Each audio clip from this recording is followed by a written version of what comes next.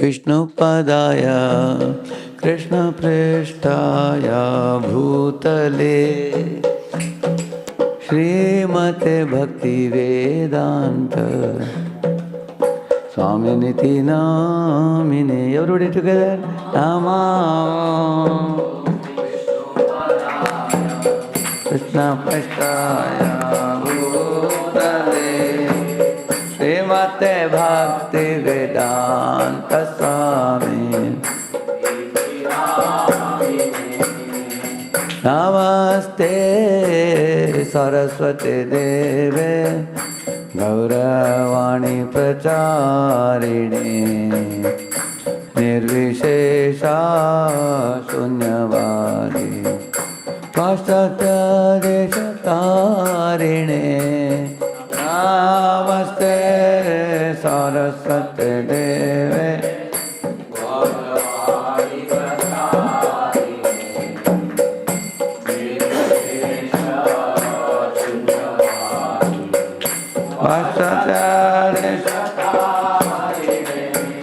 Shri Krishna Chaitanya Prabhu Nityananda Shri Advaita Gadadhara Srivasadi Gaura Bhakta Vrinda Jaya Shri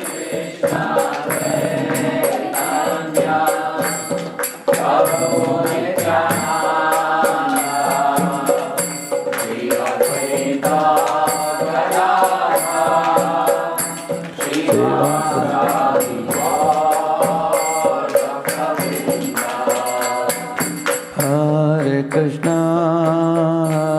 Krishna, Krishna Krishna, Hare Hare, Hare Rama, Rama Rama, Hare Hare, Hare Krishna, Krishna Krishna, Hare Hare, Hare Rama,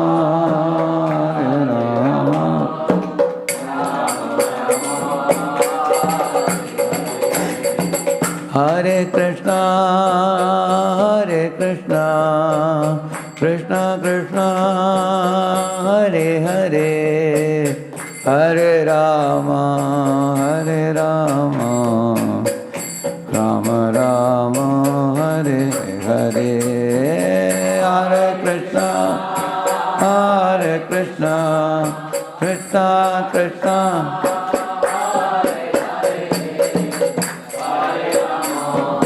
Hare Rama, Rama Rama, Hare Krishna, Krishna Krishna, Hare Hare, Hare Rama,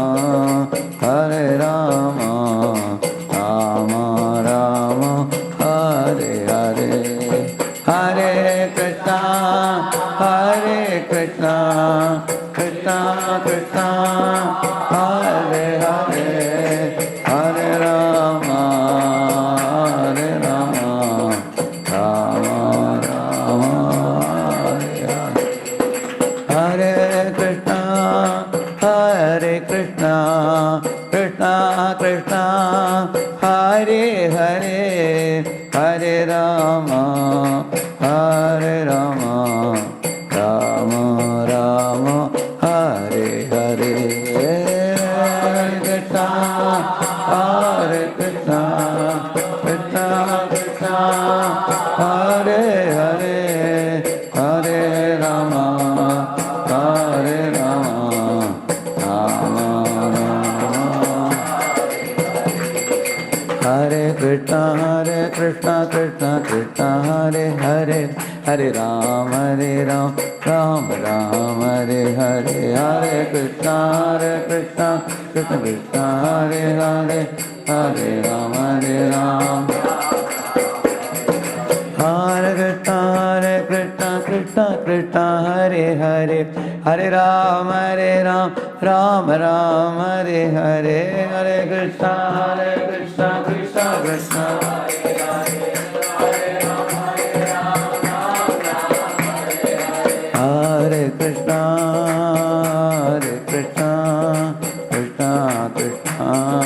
Hare Hare, Hare Rama, Hare Rama, Rama Rama, Hare Hare, Hare Krishna, Hare Krishna, Krishna.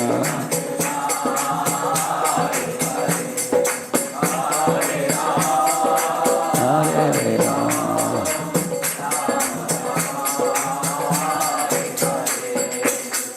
पावन हरिनाम संकीर्तन की अनंत कोटि वैष्णव वृंद की ओम तिमिरन्धस्य ज्ञानाञ्जनशलाकया चक्षुरुन्मीलितं येन तस्मै श्रीगुरवे नमः। श्रीचैतन्यमनोभीष्टं स्थापितं येन भूतले स्वयं रूपः कदा मह्यं ददाति स्वपदान्तिकम्।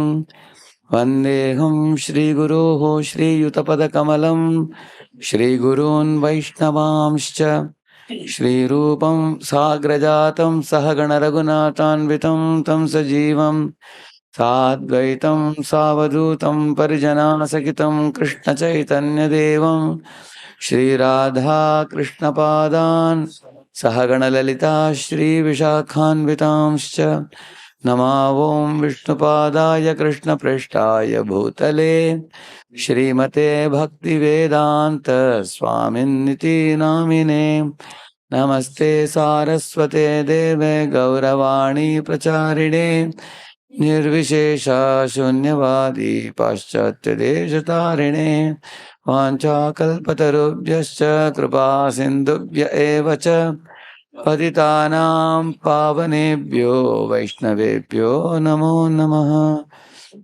जय श्री कृष्ण चैतन्य प्रभु नित्यानंद श्री अद्वैत गदाधर श्रीवासादि गौर भक्त वृंद हरे कृष्णा कृष्ण कृष्ण हरे हरे हरे राम राम राम हरे Hare Krishna. So we have with us today His Grace Damodar Sharan Prabhu and His Grace Shobha Kishore Mataji. They are here. So Shobha Kishore Mataji, where is Damodar Sharan Prabhu? Oh, Hare Krishna. I used to stay in your house, and just opposite to the Houston Temple. The Houston Temple has many houses within the campus. So Damodar Sharan Prabhu is a great book distributor. Mataji and Prabhuji are fully into services in the temple. In America, whichever devotees are living, touching the temple in the same campus, they are practically running the temple there. So you're in India for some time, Prabhu? Yes. Right. So you all know Ramachandra Prabhu and his good wife, This is Ramachandra Prabhu. Mataji, yeah. They were in Atlanta for some time. Now they are back in India here. We also have Lalitangi Radha Mataji from Charlotte. She's here? Yeah, she's there, yeah. Tangi Mataji, yeah. Charlotte, yeah. So she and many of her children, family members, they all have come also to Pune for a few days. She's originally from Coimbatore and now in USA now.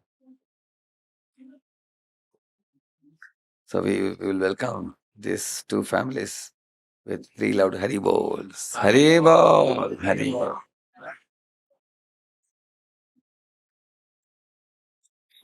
Writes a very strong program every day. Yeah, correct.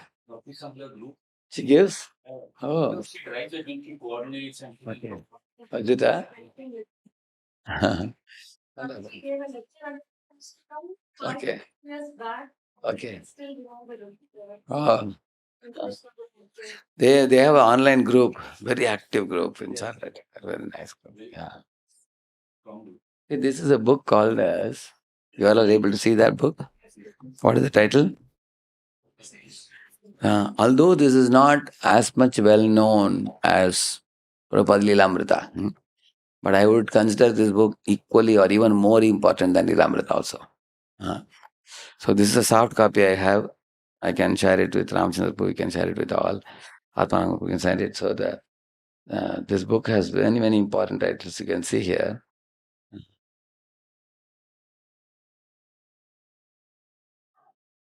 Beginning with appreciating Srila Prabhupada and Guru Parampara. How can we please Srila Prabhupada? Appreciating teachings that bear Srila Prabhupada's stamp, which means there are certain things unique in Prabhupada's teachings. Mm. And appreciating controversial teachings. Mm. Part two, there's a part one and two. So I was having one Grihastha group called as Gloss. I finished almost 5 of these topics in that. I have done it in Hyderabad. I have been doing.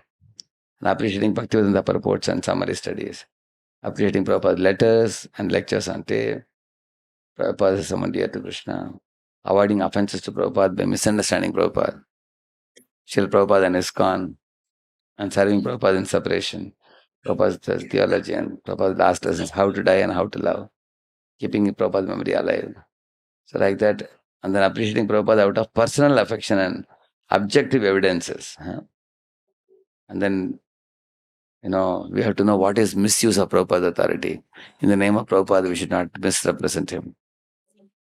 So this is the book with 17 titles. This is soft copy, like a Kindle copy. You can keep it with you in the computer and read also. It's a very, very important book. So these are the topics given by all of you. Last time I did this first topic. What is that? What first topic? Deepening Vaishnavas around in Krishna consciousness. So we discussed it last time. Now let us discuss the second topic. Somebody can read the second topic. Loyalty to Srila Prabhupada is more. Mike. Loyalty to Srila Prabhupada is mood and mission in changing times. How do we determine what is changeable and what is not? Difference principles and detail. If you read this book, this Prabhupada appreciation, you get this. You get it very easily there. It's very nicely explained this. Mm. Do this. So I will show you one of the chapters there in that book.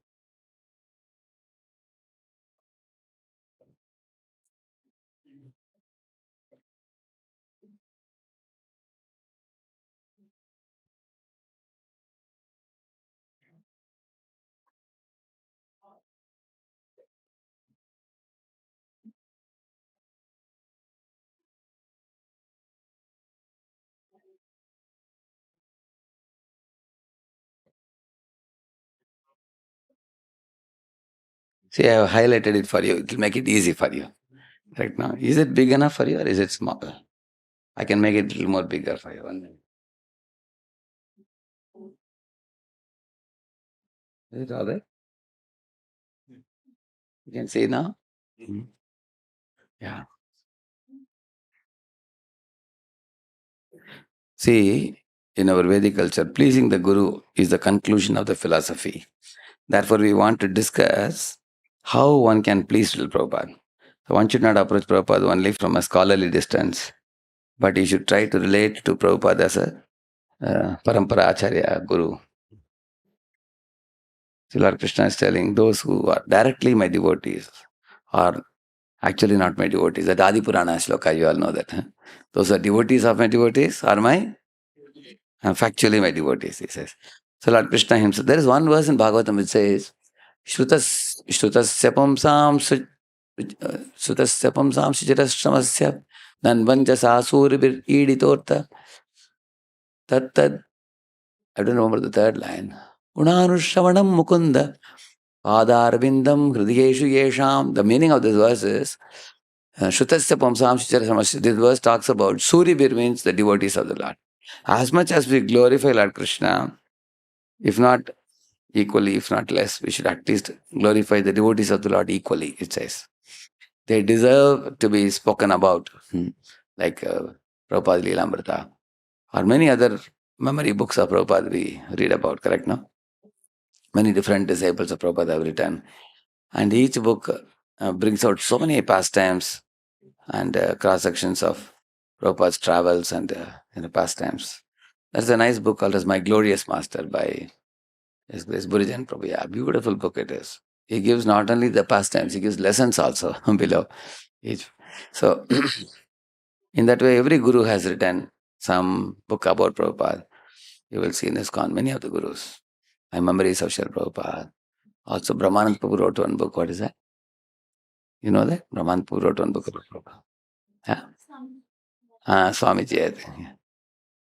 That's Gurudas Prabhu. Okay. And also, we had Shyam Sundar Prabhu wrote a couple of volumes, Chasing the Rhino. This one Giriraj Swami wrote. Correct? So, these are all glorification of Srila Prabhupada. So Lord Krishna himself exemplified the principle of pleasing his guru in his own relationship with Sandipani Muni. Both Krishna and Sudama had worked hard. You all know that. Krishna and Sudama brought the firewood, isn't it? So Bali Maharaj satisfied his spiritual master and therefore became strong enough to drive the demigods from the heavenly planets. And demigods became weak by offending the spiritual master, correct, no? They lost all their opulences by offending Brihaspati.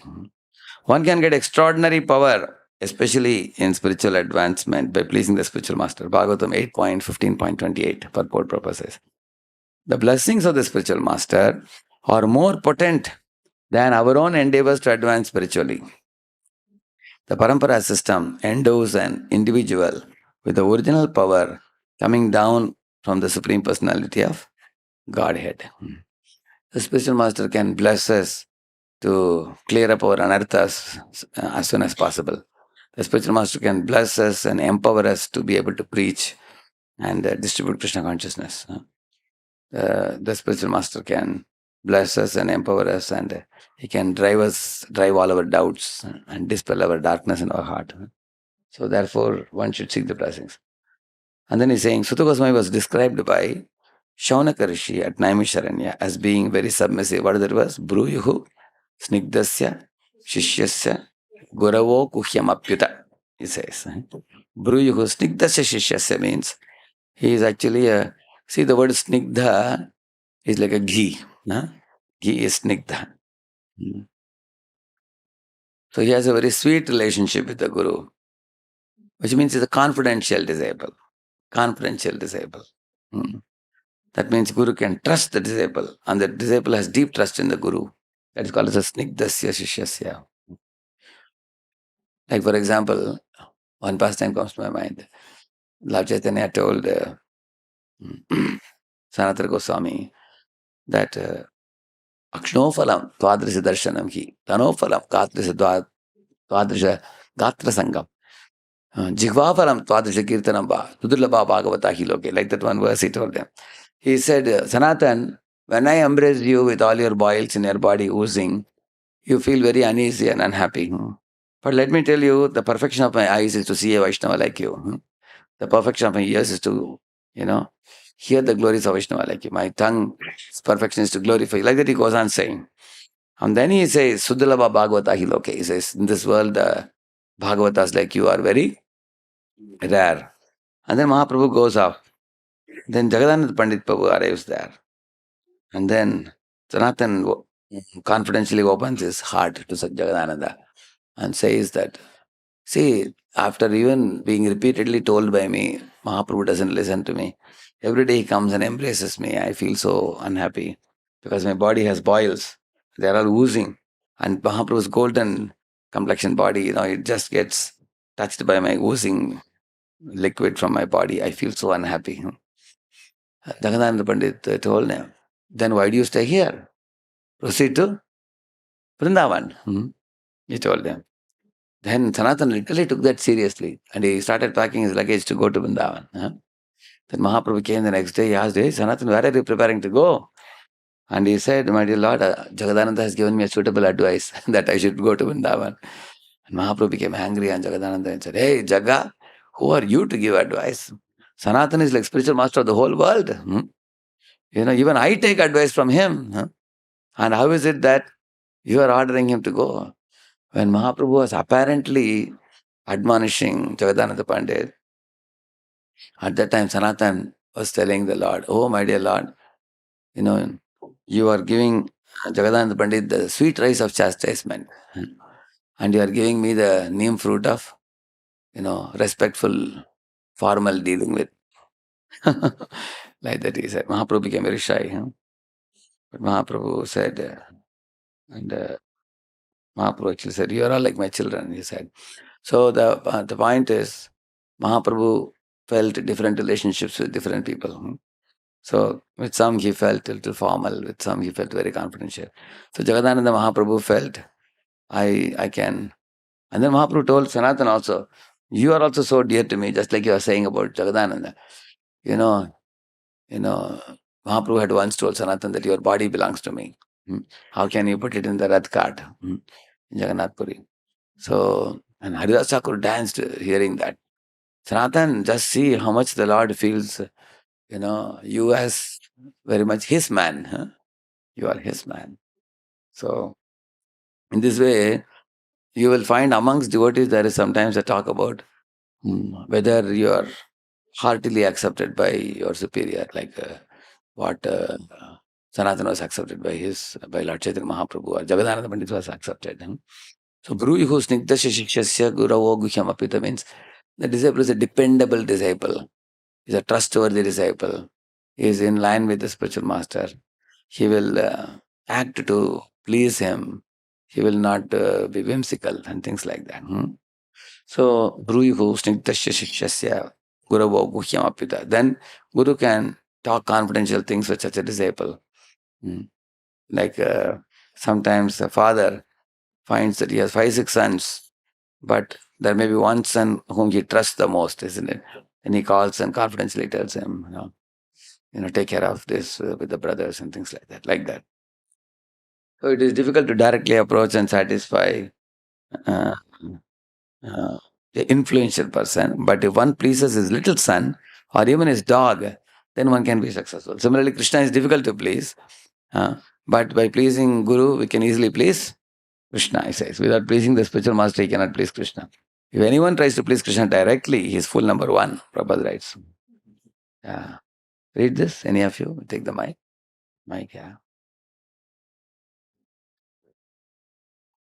Even if the spiritual master is not a Mahabhagavat, the follower should be satisfied.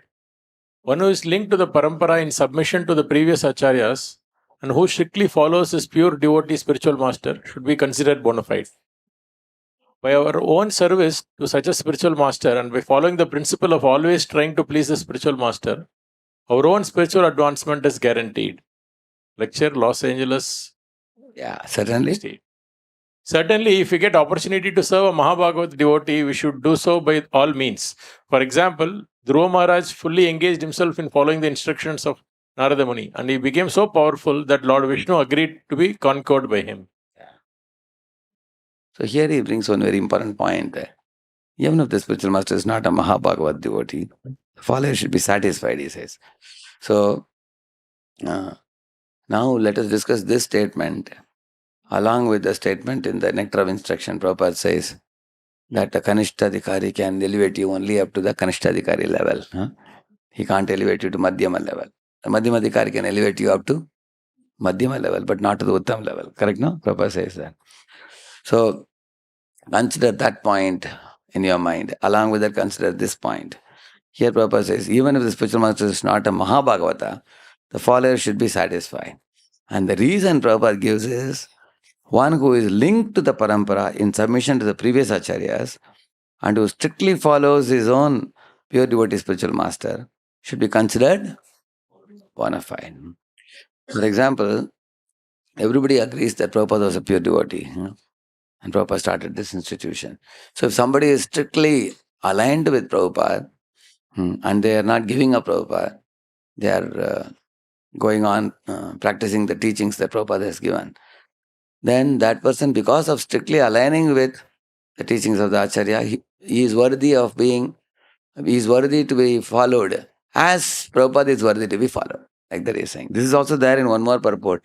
Prabhupada says, who is a liberated personality? He says, either a person is liberated, like we say Jivan Mukta, or a person who is strictly in line in following a liberated person.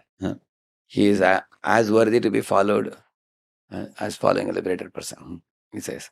So, therefore, sometimes, like here I remember one fellow had come from some other temple, And he was coming and repeatedly harassing me. What was his harassment? He would always tell me, Prabhu, one person told me that in ISKCON, the gurus are not so advanced. There are no Nitya Siddhas. They are not liberated by people in ISKCON gurus. They are giving initiation, but one person is, they are not in the platform of Nikunja, Ratikeli Siddhyai.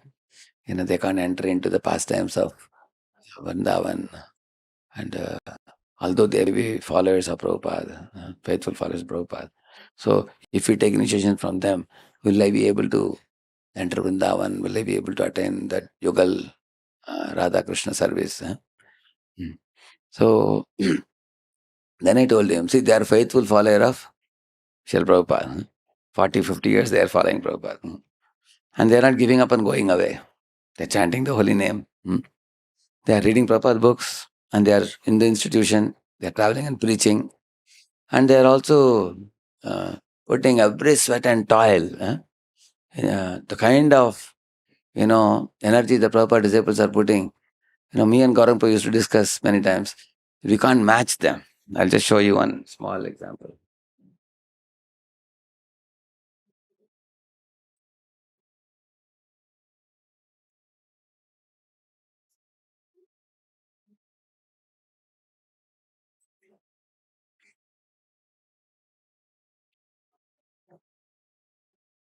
How are you?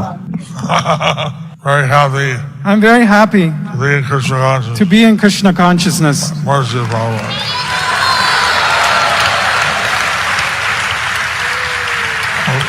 Physically, I'm somewhat of a wreck. I'm physically somewhat of a wreck. Wheelchair bound, Wheelchair bound, cannot speak properly, cannot speak properly. liver and kidney I transplant, had a liver and kidney transplant, a stroke, a stroke. and now I'm doing therapy, Now I'm doing some For therapy skin cancer. for skin cancer. but I'm very happy, But I'm very happy. especially with this nice association. And I'm so glad to have all of your association.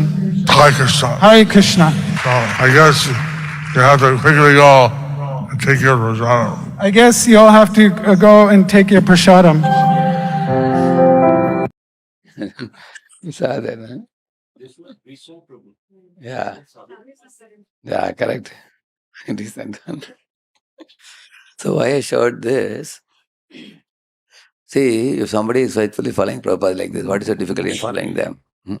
Isn't it? So that's what he is saying here. Not just 1 year or 1 day. How much more you want them to prove that they are following Prabhupada? How many more years you want them to follow, prove themselves? So now here he is saying that there are fools like that boy I was telling you. Krishna says, Samshayatma Vinashyati, he says. So the 3 types of people, Ajñascha, Ashraddhadanascha, Samshayatma Vinashyati, he says. Ajñascha means people who are ignorant like 2-legged animals. They are fools. They never study Shastra, nor do they have faith in it. And Ajñascha, Ashraddhadana means actually they have studied scriptures, they even quote scriptures, but they don't have full faith. They think about, Matsya, Kurma, Varaha, Narsingha. Are all these things true? Or are these cooked up stories? They think like that. They are suspicious. Therefore, they become Mayavadis, people. Then there is a Samshayatma. He knows scriptures, he quotes scriptures, he has faith in some portions of the scriptures. But he is not sure whether Krishna is the Supreme Personality of Godhead. He is doubtful about that. So in this way, a doubting soul perishes, Krishna says. And 9.3 also he says, Ashraddhadana Purusha Dharmasyasya Parantapa. So,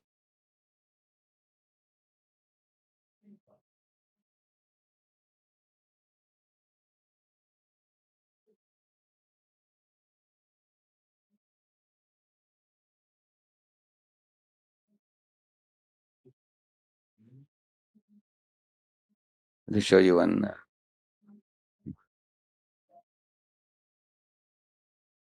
So, that is another verse. Ashraddhadana Purushasam Dharmasyasya Parantapa Aprapya Mam Nivartante Nitya samsara vartmani.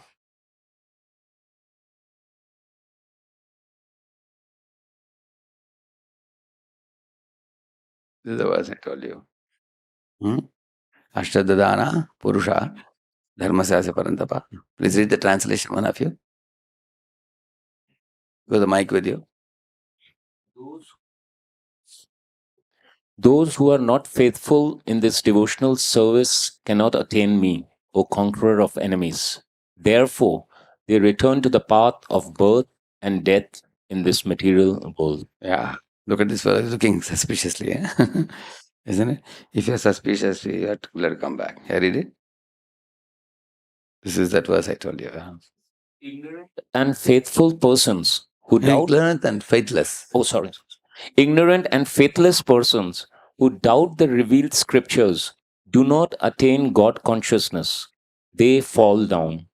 For the doubting soul, there is happiness neither in this world nor in the next. Now I showed you the video of Solna Jayapataka Maharaj, who is a faithful soul, isn't it? He has spent 50 plus years.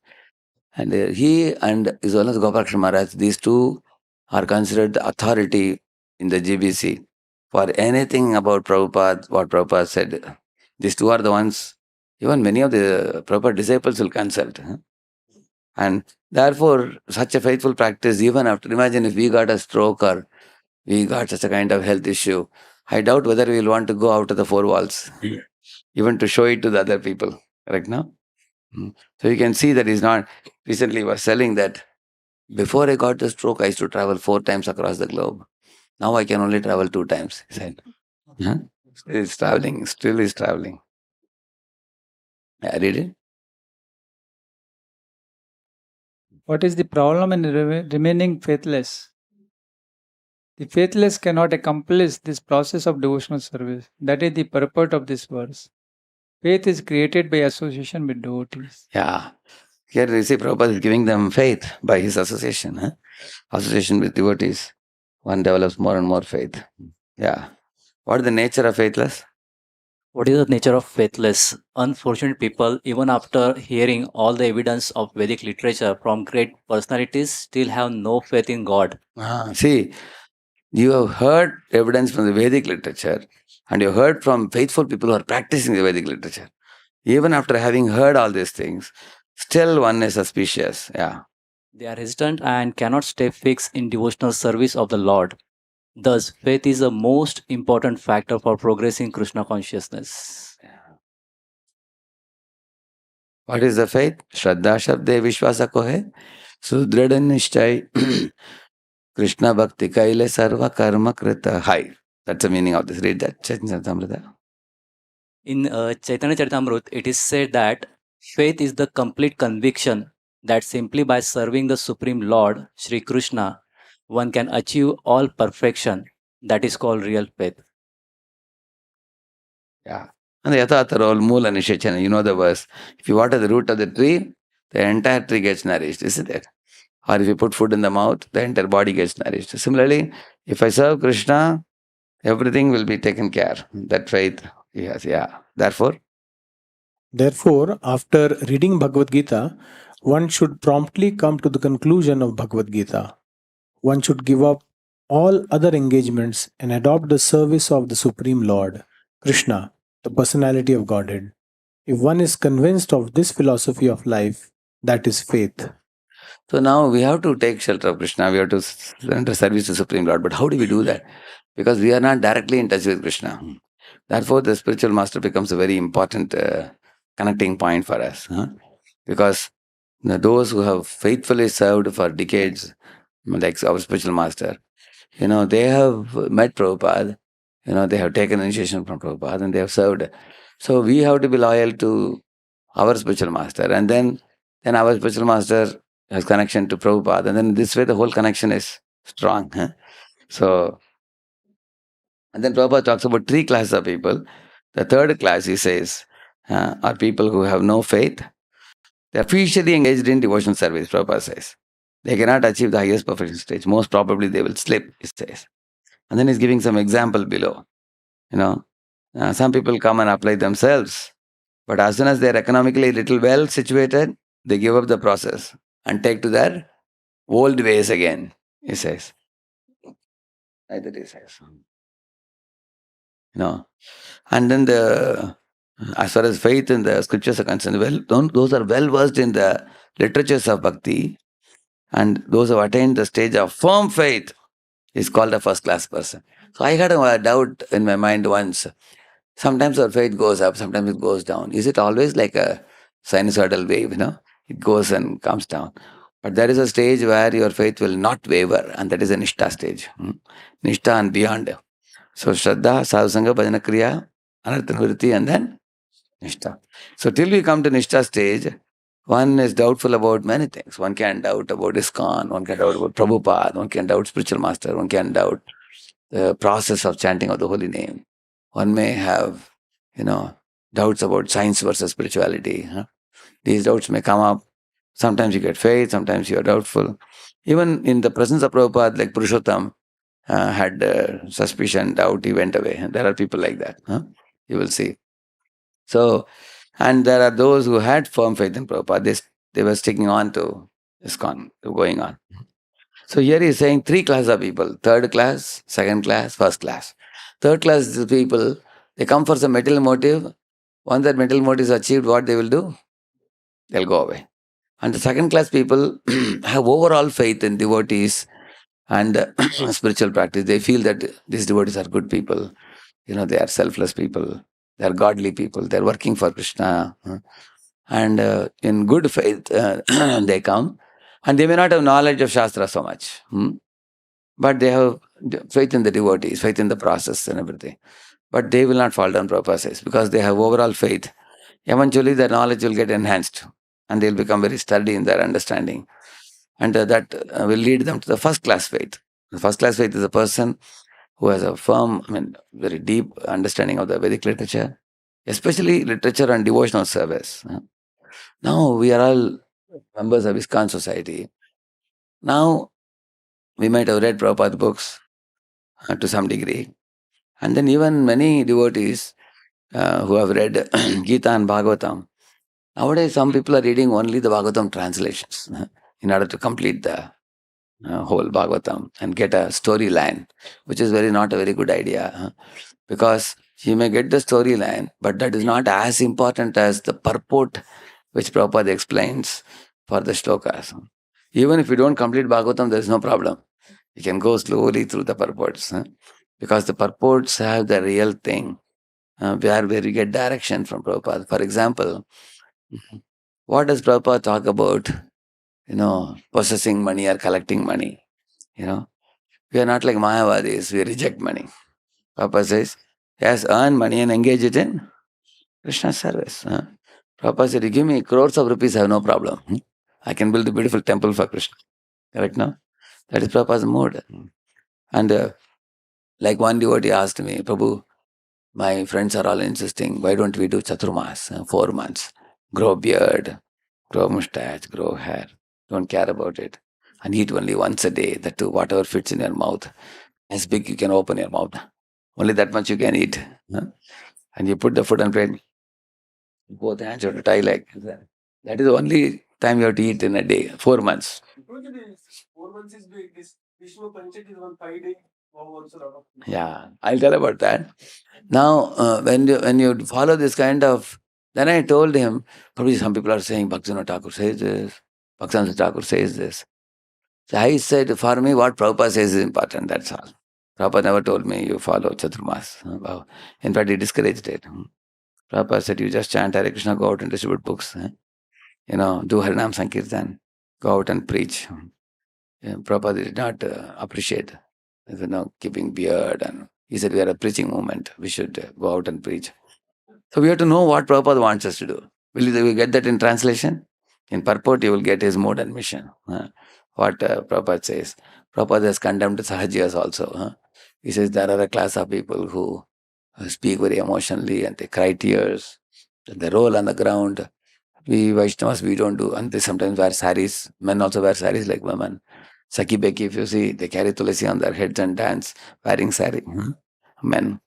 You must have seen in Bhaktivinoda Thakur's video. You must have seen. That's a movie. So Saki Bekis, you see. So We don't imitate the gopis by externally wearing the sari like a gopi. Huh? We, as we grow, very evolved devotees may adopt the mood of a gopi internally. It's not external display. So Prabhupada is very clear about that. And in Vrindavan, somebody asked Prabhupada, one man is lying in front of Krishna Balram and rolling on the ground and crying. And what should we do with such people who come? In Vrindavan, sometimes people show such a display of devotion. Prabhupada said, call the watchman and tell him to give him a good beating. He said, and then after beating, come and tell me what was his response. If the man becomes angry, that means he's a cheater. But even after getting beaten, he continues to be humble. He is a pure devotee. Then he is worshipable. Of course, before the watchman came with a stick, that fellow got up and ran away. So, Prabhupada never appreciated Sahajyas making a public display for popularity, cheap popularity. So Prabhupada, and also Prabhupada has very strongly condemned Mayavada, which means actually there is a Brahmavad and there is Mayavada. Four Kumaras are Brahmavadis. What is the meaning of that? From their father, they had heard about the 400 form of Vishnu. And they also heard about the Brahma Jyoti, but they were attracted to the impersonal future of the Lord. So they became Brahmavadis. But when they saw Lord Vishnu, they became so charmed by his beauty and fragrance of the Tulasi and everything. Then they told, we had heard about you from our father. We were so foolish. At that time, somehow or other, we were not attracted to you. We had become attracted to the impersonal Brahman. Now that we have seen you, they were actually inspecting his hands, Lord's bluish hands and lotus feet, and his Kaustubha jewel in the chest, and his smiling beauty on the face. Have you seen that picture? Kumaras inspecting different parts of the Lord's body with great affection and attraction like that. So eventually they ended up becoming bhaktas. Same thing with Shukadeva Goswami also. So they are Brahmavadis, but the Mayavadis are Aparadis. Why? Because they say that the ultimate truth is only impersonal Brahman. And the Lord's body is also material like your body or my body. Therefore they are offenders. So we have to clearly know, when you read the purports of Prabhupada, you clearly understand these differences. And we can also repeat what Prabhupada says. And that's why going through the purports is very important for developing a firm faith in the mood of Prabhupada, the mood and mission, which is unique for Prabhupada many times. What Prabhupada says about the different philosophies, we have to know from purports. So the second class devotees may not be aware, but eventually they will become aware by studying everything. But because they have overall implicit faith in the devotees and the process, so they will grow. Yeah, read that. Third class person, Krishna consciousness may. The third class person in Krishna consciousness may fall down, but when one is in the second class, he does not fall down. And for the first class person in Krishna consciousness, there is no chance of falling down. One in the first class will surely make progress and achieve the result at the end. Yeah. And the third class person, Prabhupada says, he may become attracted to Karma Yoga, Jnana Yoga, or Ashtanga Yoga, and such kinds of things. And they may get distracted eventually, like that he says. And this is another verse. Please all of you repeat this, very important. Sripad Ramanujacharya's commentary is very important in this. Ajñascha shraddhadanascha samshayatma vinashyati nayam lokosti na paro na sukham samshayatmanah. Translation: the ignorant, or one who knows scripture but has no faith in it, or one who is doubtful about attaining the goal even with faith, perishes. One who is afflicted with doubt attains nothing in this life, nothing in the next, and no happiness. So, this I already told you what Prabhupada says here. See, Ramacharya, what he says, if he is the second one. The faithless, or the one who has no faith in developing knowledge taught to him, I mean, who does not strive to progress quickly, he calls him as the faithless. Ashraddhadana. Ashraddhana means, he says, Gurur Upadishtham. He says, Guru has given you a Upadesh to do something, but you don't exercise it. That means you have received instruction, but you are not executing the instruction. He is Ashraddhadana, he says. Specifically, he says like that. Yeah. So he's not only saying that people who lack faith in the lordships or his avatars, but he says if Guru has given instruction and we don't take it seriously, we take it lightly, then that is also faithlessness, he says. Yeah.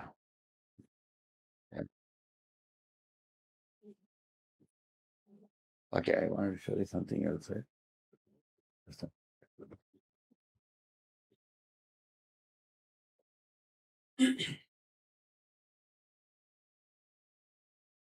Yeah. Read it? Read it? Mike? Microscope to see microscopic level objects, telescope to see far away objects, 3D goggles to see 3D movies, photographic plate to see X-rays, photographic plate to see X-rays. But we need eyes of love to see Krishna. Yeah, correct, no? So, Premanjana Churita Bhakti Vilochanena, he says, no? So we need that Premanjana. So without Premanjana, we cannot see the Lord. So the goal of accepting a spiritual master and faithfully following in Guru Parampara is to get those divine eyes to see, and the spiritual eyes or the eyes of love to see the Lord. So one day we will come to the platform. But we need to faithfully practice the process of chanting the holy name and studying the scriptures. There are oftentimes lacuna or some kind of deficiency in our approach to spiritual life. In our that's what I was planning to speak about today.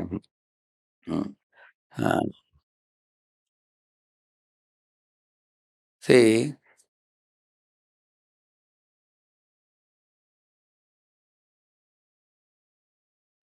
even if the spiritual master is not a Mahabhagavata, the follower should be satisfied.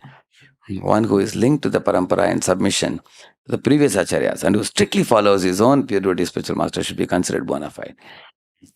Like for example, when a girl marries a boy and she is marrying based on the parents' arrangement of the marriage, correct? No. Now the boy may be a not so rich boy, and the girl knows very well there are men who are more richer than him. Somebody is a lakpati, correct? No. Somebody is a karodpati, somebody is a arapati. But she is not attracted to any of them because her parents have handed her over to a particular man as a wife, and she's chaste to him. And she's not attracted to anybody very charming, very attractive, anybody else. That this was told by Anasuya to Mother Sita. Anasuya said, "Hey Sita, in this world, sometimes a man becomes poverty-stricken by the will of providence. Sometimes, or sometimes the husband becomes diseased in his body. Some disease overtakes his body, and his body terribly suffers. Or by the stroke of destiny, the husband gets an accident. He breaks his hands or leg, or some terrible this thing. So she said, in any case, whatever blemish the husband may have, the wife continues to be chaste to him. As long as, husband is loyal to her, she has to be loyal to him also. Not that she hops and jumps like a lightning. The example is given in 10th canto Bhagavatam. Like a lightning, you find in one cloud, and then another time you find the same lightning in another cloud. So one cloud is compared to one man, another cloud is compared to another man. It is unchaste lightning. It's compared to unchaste wife who considers that, oh, this fellow is not capable of supplying my necessities. Divorce him. And then I accept another one. Or this man is not able to satisfy me sexually. Then I propose this. Then you hop and jump to another one like that. In the same manner, just as a wife can become unchaste, a disciple can also become unchaste to the spiritual master, about which I want to say a few words because we are talking about loyalty. Correct now? Now, in the recent past, there has been a talk about many of the ISKCON devotees hearing from certain Vrindavan gurus. In Vrindavan, there are some gurus who have a big following in YouTube. They have millions of people following. And they speak short clips. They answer questions. And there is not one person or two person. There are many, many others. There are many, but one or two have become very prominent. The others are not so professionally equipped to come on YouTube so well. But there are many people in Vrindavan. And because many of them are born in this hand of Vrindavan, like they're born in the Vraj, and they have grown from childhood there. Their Rajapasha, their style of speaking, their affection for Radharani, their affection for, the Dham and everything may be very great. They may be very great souls. Now, when sometimes ISKCON devotees who are not satisfied in their position, like here he says, the follower should be satisfied, he says. Somebody is not satisfied in their position, then they stick their neck out of the window to do guru shopping, you call it. Guru shopping. You go for guru shopping. Just like in the Kali Yuga is the age of shopping. Isn't it? Shop and shop until you drop. So they tried, they go to YouTube and people hear different people. You will see that. They click this, hey, who is this fellow? Who is this fellow? Who is this fellow? What he says, what that fellow, and they will not follow anybody. They'll hear multiple people, they will not follow anybody like that. Now here comes a very important question. Whom can we hear on YouTube and whom should we not hear? For example, let us assume that a ex-devotee hears from those kind of, some popular Vrindavan gurus, who are from either another sampradaya, or we don't know whether they are properly in sampradaya also sometimes. We don't know. And if somebody hears them, especially I'm talking about leaders, I'm not talking about common devotees. All of you here are leaders. So when a leader hears this, what happens is, you will definitely appreciate something in what you heard. And some example will be very striking for you, and you will note down. And then imperceptibly, when you are giving lecture, it will come out of your mouth. And people will say, wow, that was a brilliant example. Prabhu, where did you get that from? What is the source? And then you will be forced to tell. So I'll tell you one true story of one devotee. There was one ISKCON devotee who was attracted by this, by His Holiness, Premanand Swami Maharaj in Vrindavan. And he used to hear his lectures. In the COVID time, he started hearing short clips, bigger clips. And he was eventually charmed. So he had about 200 devotees congregation he was taking care in one of the temples. And he started sending those clips of that Maharaj to his counselees, his people in his care. This devotee was a good preacher and he was a good cultivator. And people liked him as a leader. Started sending these short clips. And people said, oh, Prabhu, this Maharaj also is in ISKCON only, they asked him. Then he said, no, he's Hit Harivamsh, another this thing. Now, in the His Holiness Premanand Swami Maharaj, his speech is very pure, a very, very exalted soul. Many years. I heard that 18 years ago he had two kidneys stopped failing, but he was in dialysis last 18 years. And he chants Radha Nam, he chants, day long they chant Radha's names. And morning, evening they have lectures. And they live in the Dham. They're Dhamvasis. They live like that. And many people come and hear, they have question answers. So this devotee first heard video lectures. Then he went there and sat. And they eventually started taking his people also there. And then when he would take for Vrindavan Yatra, he would go with his people and spend a lot of time with that guru. And now, because of that, many people started getting little doubts that, why is he taking us here? We came to ISKCON classes, he's taking us there. They got a bit confused. And gradually, this fellow changed his tilak to that type of tilak. Big tilak also. And he started giving up chanting Hare Krishna, and then he's chanting Radha Nam. Radha, Radha, Radha, Radha, that kind of thing. So then some 20, 30 people stayed with him, and other people left him. And they came back to their place. And then they reported to the spiritual master. This fellow is doing all that. He was our teacher. But now we are affectionate to him, but then he is going in some other direction. Now we don't know what to do. We are confused. And the Guru said, okay, you continue practicing. So now why people do like this? The reason is, many of the people want quick results in spiritual life. They want to feel some emotional relationship with Radha and Krishna, or they want some darshan of Radha and Krishna. They want something quick, as quick as possible. This is one thing. Another thing is, people want some association of some very exalted soul. So, like we say, Pauncha hua, we say, no? That kind of people. They think our what is our local preachers? They are all just bookish knowledge they have. They just read books and tell us, you know. And but these people are realized souls. They speak from the heart. They are living in dham, and they are doing so much tapasya. Our preachers, ISKCON preachers, even we can read and speak also like them. We think. So now, how do we see this? And how do I see it? I'll tell you. The kind of tapasya that ISKCON devotees do is far more difficult to do than even living in the dham also. Because you have to live in the heart of the city. And you have to live in the headquarters of Maya. All around you see, like when I go to America 3 months ago, you can see there the Maya is at its peak there. Men, women are so scantily dressed there. And all kinds of nasty things will be visible to you. So to think of a typical ISKCON devotee who is living in the heart of the city as a brahmachari or as a sannyasi, living in the heart of the city, and then he is tolerating all the polluting vibrations of the city. And in the order of Prabhupada and the order of the Guru, he is propagating Krishna consciousness. It's not an easy job. You live in the dham, dham itself has a very high spiritual potential that supports you, and there is hardly any maya for you there. You have your bhajan. Bhajan is your main activity there. Another thing, think about it.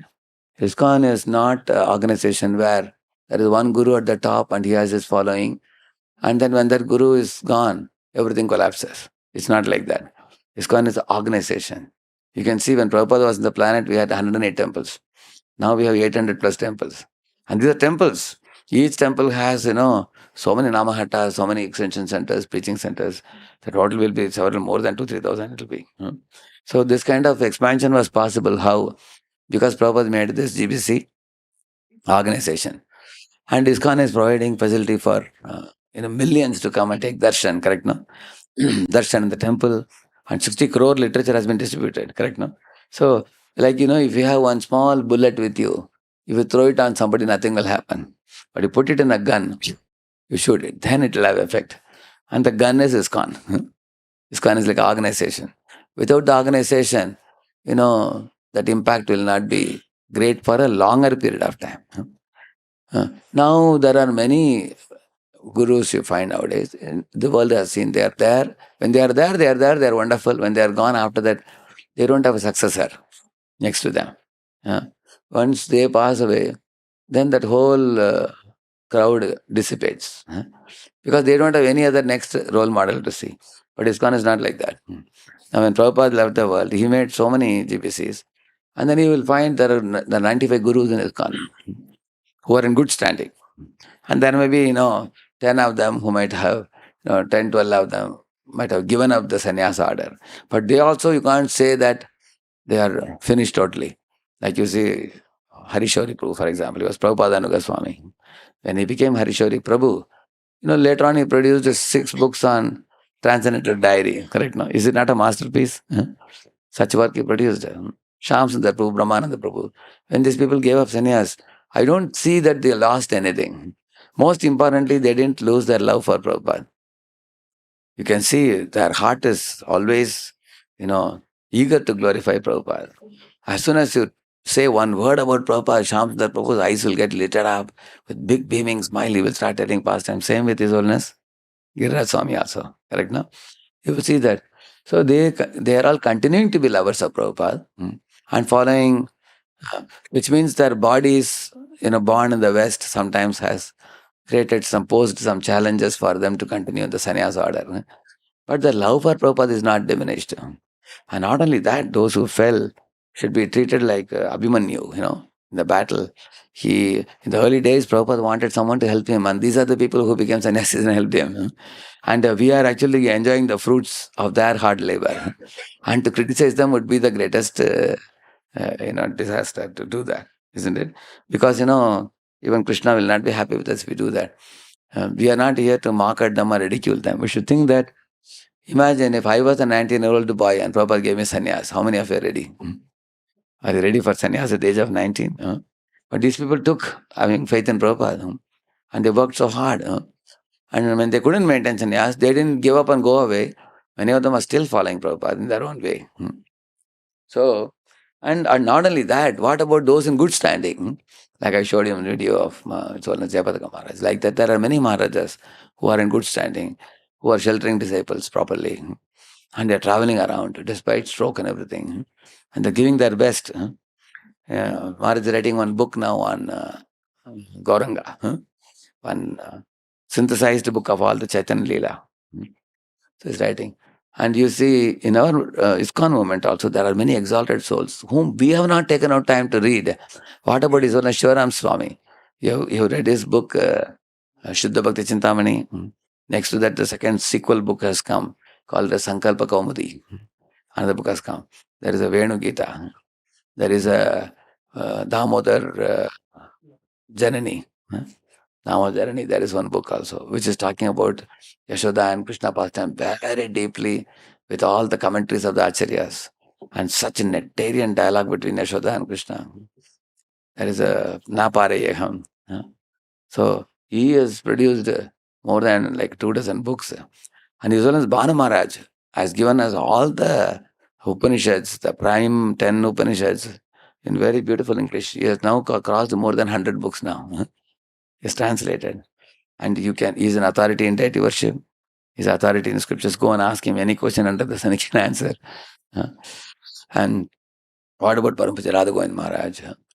There are many people. His Holiness Gaur Govind Swami has produced so many books. And his lectures are available. So many of us, we have not fathomed the depth of ISKCON.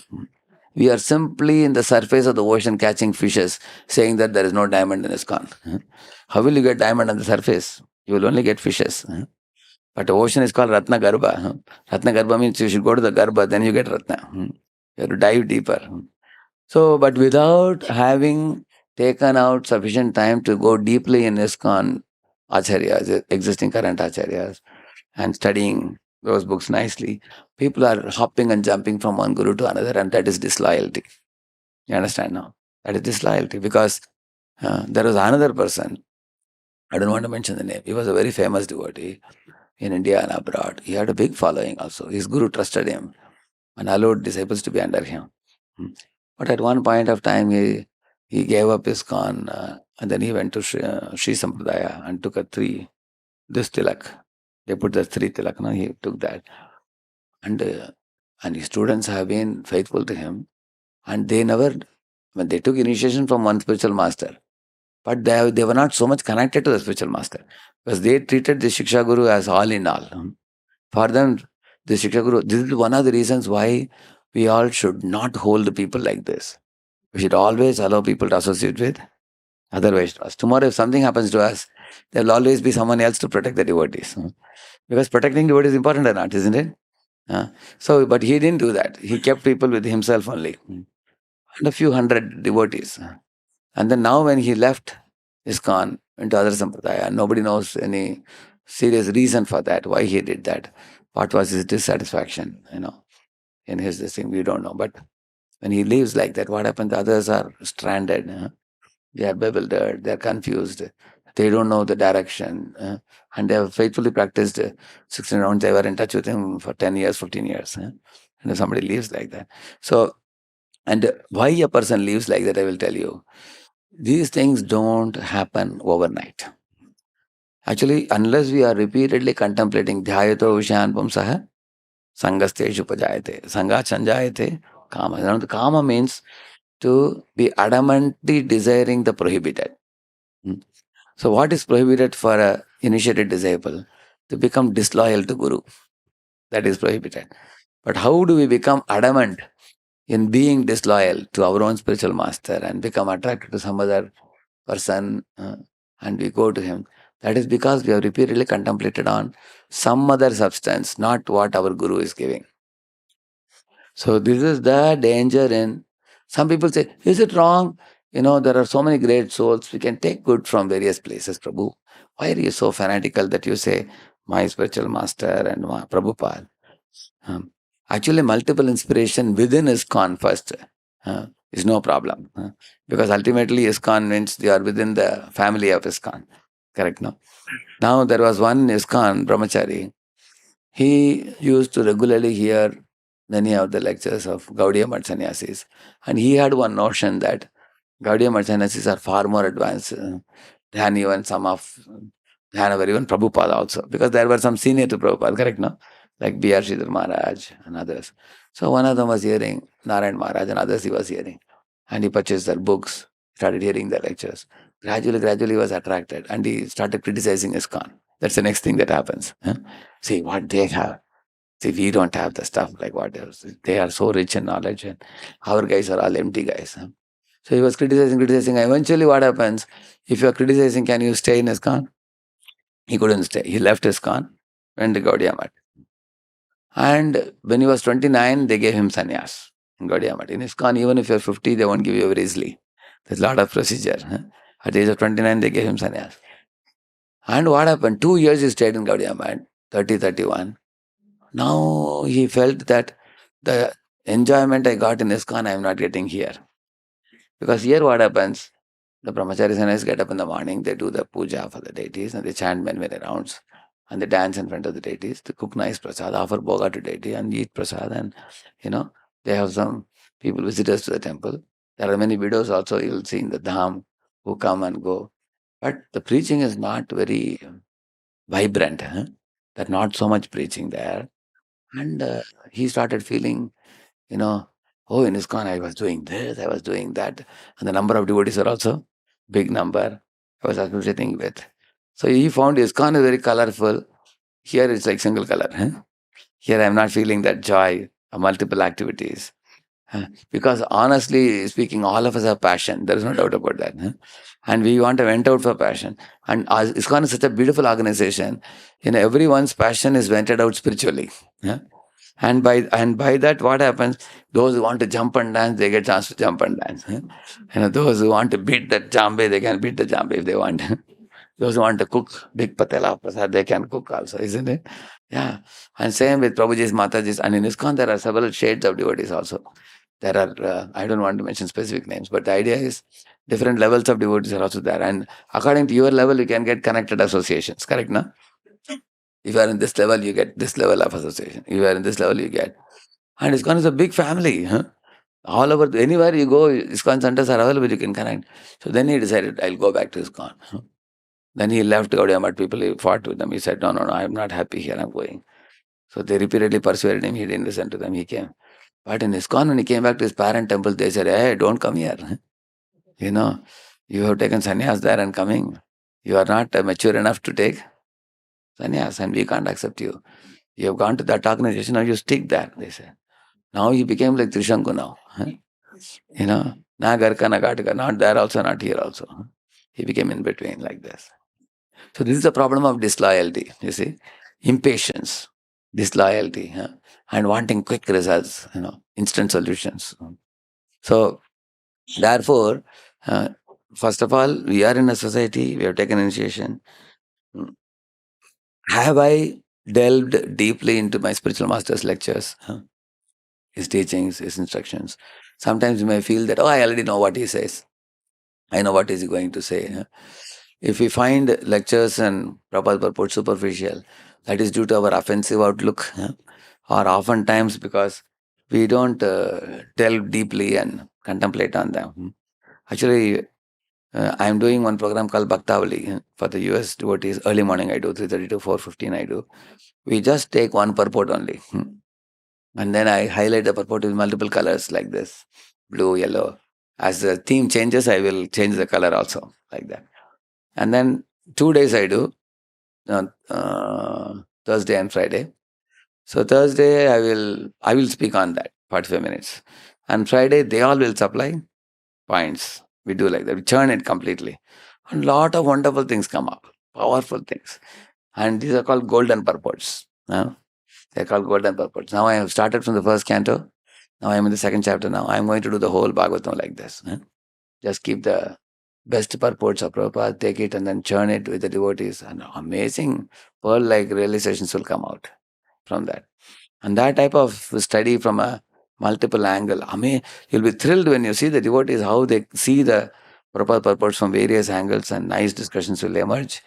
And we can corroborate one Prabhupada purport with another purport of Prabhupada, which he says in another place, So this kind of study we do, it becomes enjoyable. Also, Prabhupada says, see, if I am giving lecture in this hall, assume that there are no devotees here. Will I have joy?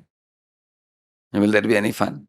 But if there are devotees who are listening and who are reciprocating, then you get fun, you get joy.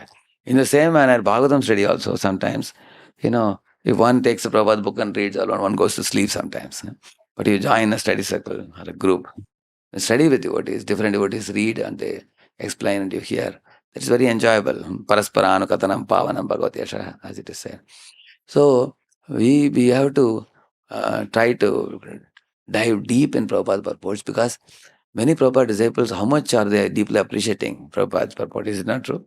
Gauragovind Maharaj, he's spoken so many advanced things, but he says, I can show you everything is in Prabhupada books.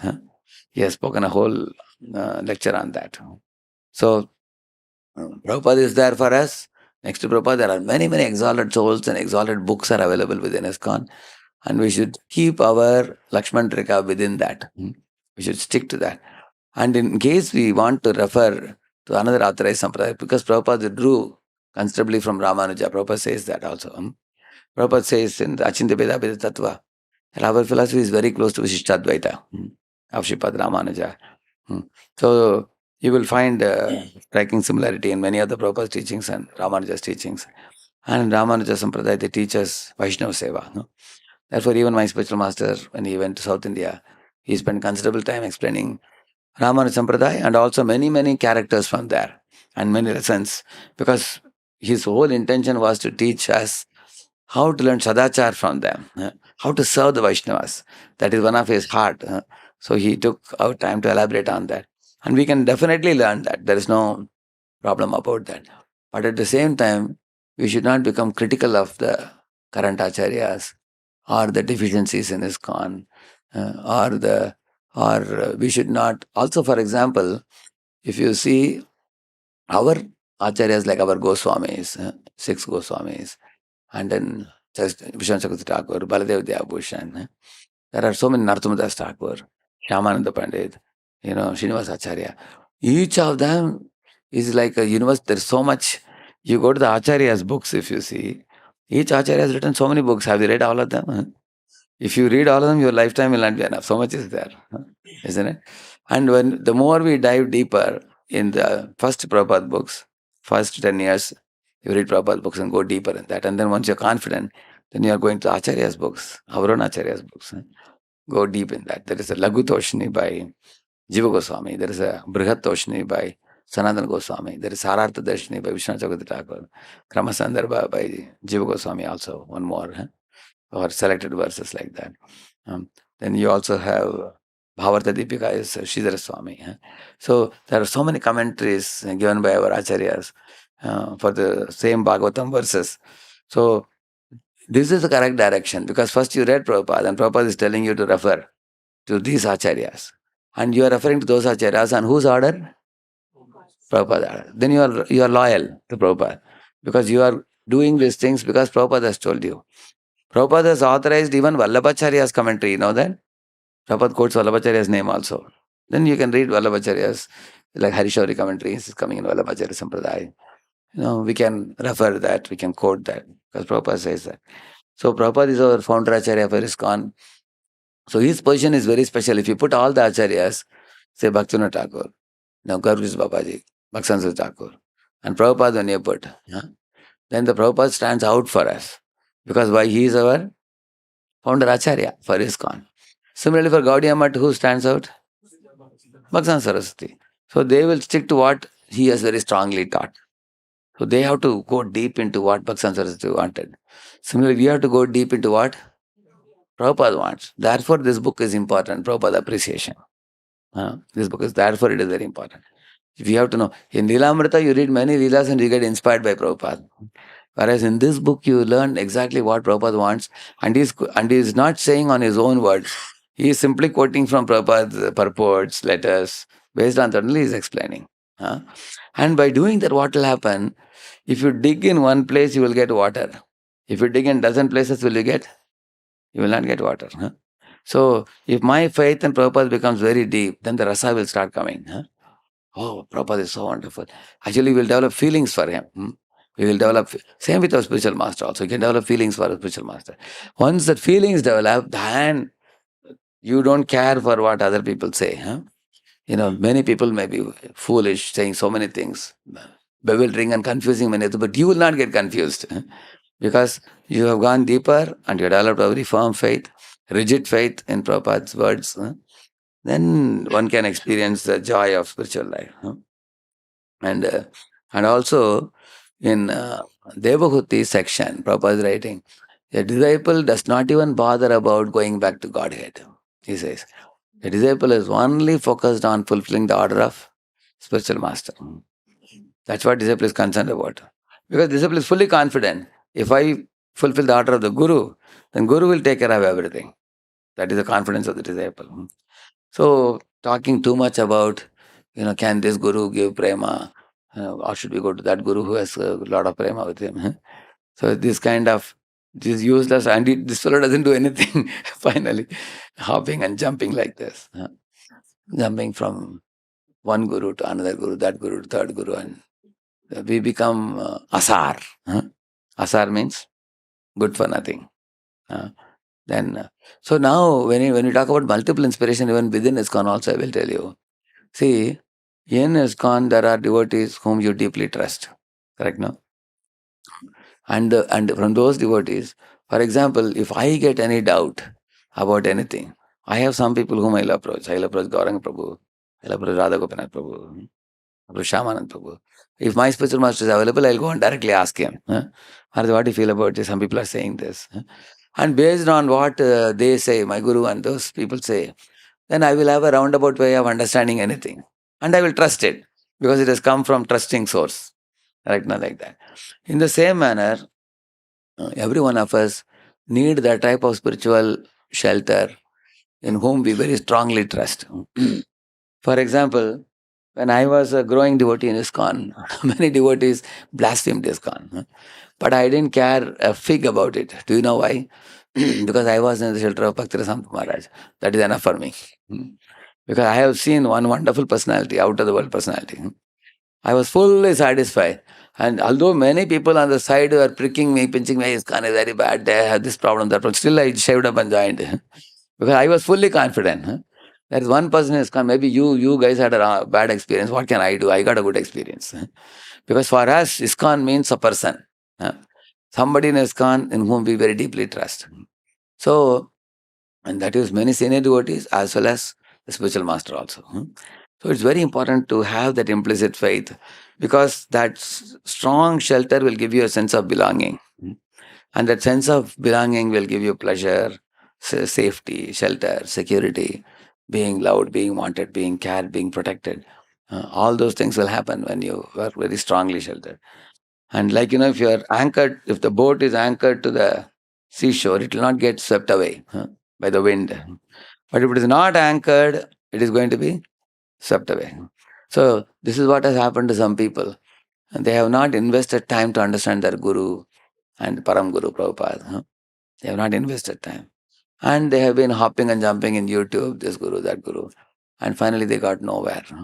They got misled. Now what happens when a person leaves ISKCON and goes to another place? From a distance, everything looks nice. Correct, no? When you go near, and they have their gatividhi, they have their deficiencies. Everywhere you go, everywhere there are problems and good. Correct, no? Good and bad will be there when you go near. Then you want to come back to ISKCON, you cannot come. People will say that you have become a deviant now. Don't come. Then it creates so many complications, problems.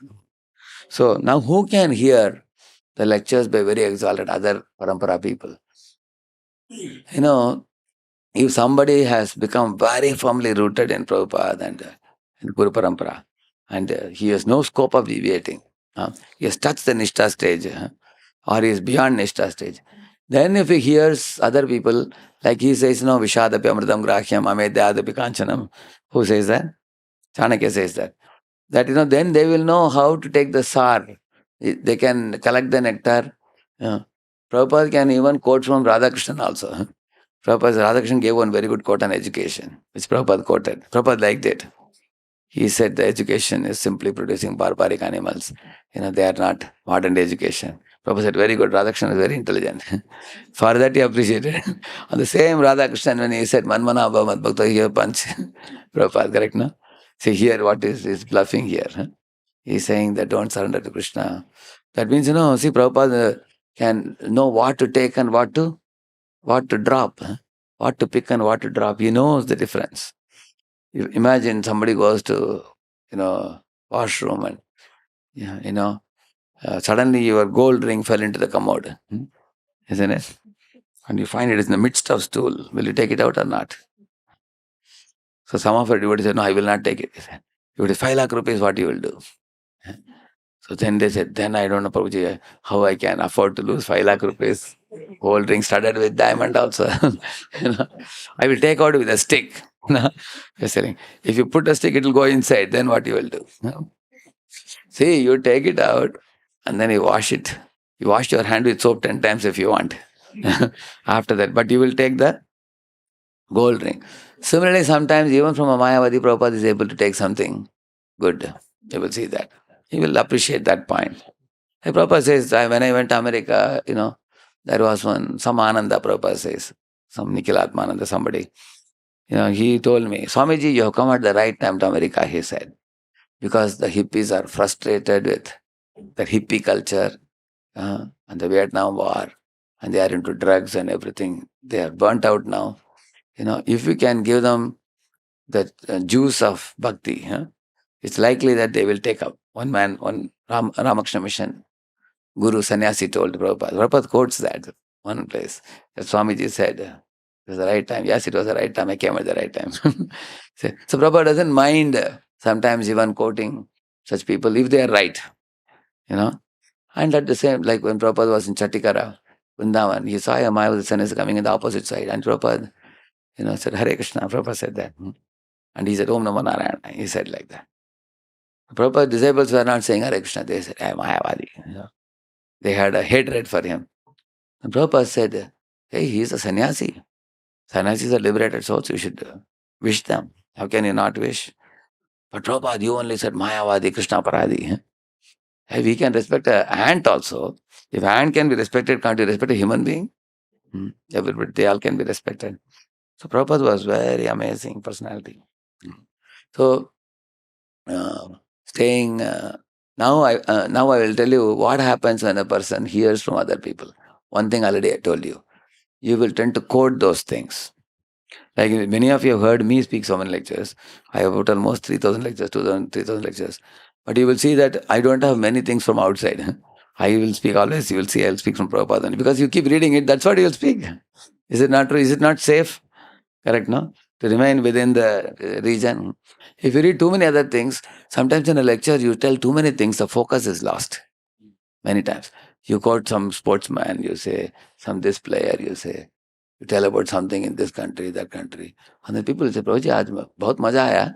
Your talk was very enlivening, interesting. But aap kya bolna chahte hain? What do you want to say at the end? There is no one main theme only. Very nicely you entertain the audience and say, Granthara Srimad Bhagavatam ki jai. Isn't it? Are we here to entertain? Are we jokers? Are we entertainers? Actually, I see that many devotees have a tendency to find out how I can get some new information which nobody knows. So that my Bhagavatam class will be appreciated. So are we speaking Bhagavatam only for appreciation? Like the today's topic I am speaking is an alarming topic. Whether you appreciate or not, I know it's good for you. Therefore I am speaking. Correct, no? It's good for me, it's good for you, it's good for all of us. So ultimately, the medicine cannot be avoided. So, therefore, if you are taking in more and more of what your spiritual master gave you, like I find somebody has taken initiation from a spiritual master, they have not heard the Guru's lectures. So their personality makeup doesn't change. Their paradigms don't change, even after a decade. Why it's not changing? Because they are, first of all, not hearing regularly and not making some sutras from the lectures and not making a sincere effort to implement. Then that becomes third offense, is it not true? Guru Rabhajna. That means you neglect the spiritual master and then you are hearing all kinds of entertainment things. So we may look like wonderful devotees wearing tilak and we may wear Vaishnava dress. But we have to ask ourselves, am I behaving as a proper devotee? Am I drawing support from those who are my well-wishers. Guru is my well-wisher. So we have, and if you're doing that, all these complications won't happen. Otherwise, I'm hearing from here, I'm quoting, then I'm quoting that Vrindavan, somebody, then people also get bewildered. That's one thing. Because you are a senior person, people take you seriously. Correct, no? People think that if that senior devotee is doing, why can't I do? And like it is said, the kangaroo jumps one step, the baby will jump 16 steps from inside. You have seen that. So you do one small mistake and the other kids will do bigger mistakes also. Like, some people are so naive in this congregation, they directly go to Vrindavan and take initiation, come back from some guru. Some guru is giving initiation for a lot of people, they take initiation, come. And they come and tell that preacher, Prabhuji, mujhe diksha mil gaya hai. Because you will take all IDC and all that, it will take time. I thought easily. You take and come. They have taken. It happened with one family. Yeah, they went to Prabhuji, हम ऐसे यात्रा के लिए गए थे वृंदावन में कोई गुरु दे रहे थे हम ले लिया हमने. So that family is saying that they thought that Diksha means you can take from anybody, anywhere. Somehow or other you should have the rubber stamp to go back to Godhead. Like that they are thinking. Yeah, anybody gives anything accept. Isn't it? Like one fellow called me from Vrindavan, one of the congregation member. Prabhuji, इधर ये महाराज दे रहे हैं, ये दीक्षा दे रहे हैं. मैं सोच रहा हूँ अभी, कितना साल जिएंगे पता नहीं. मैं ले लूँ क्या? So he was asking about ISKCON Swami only.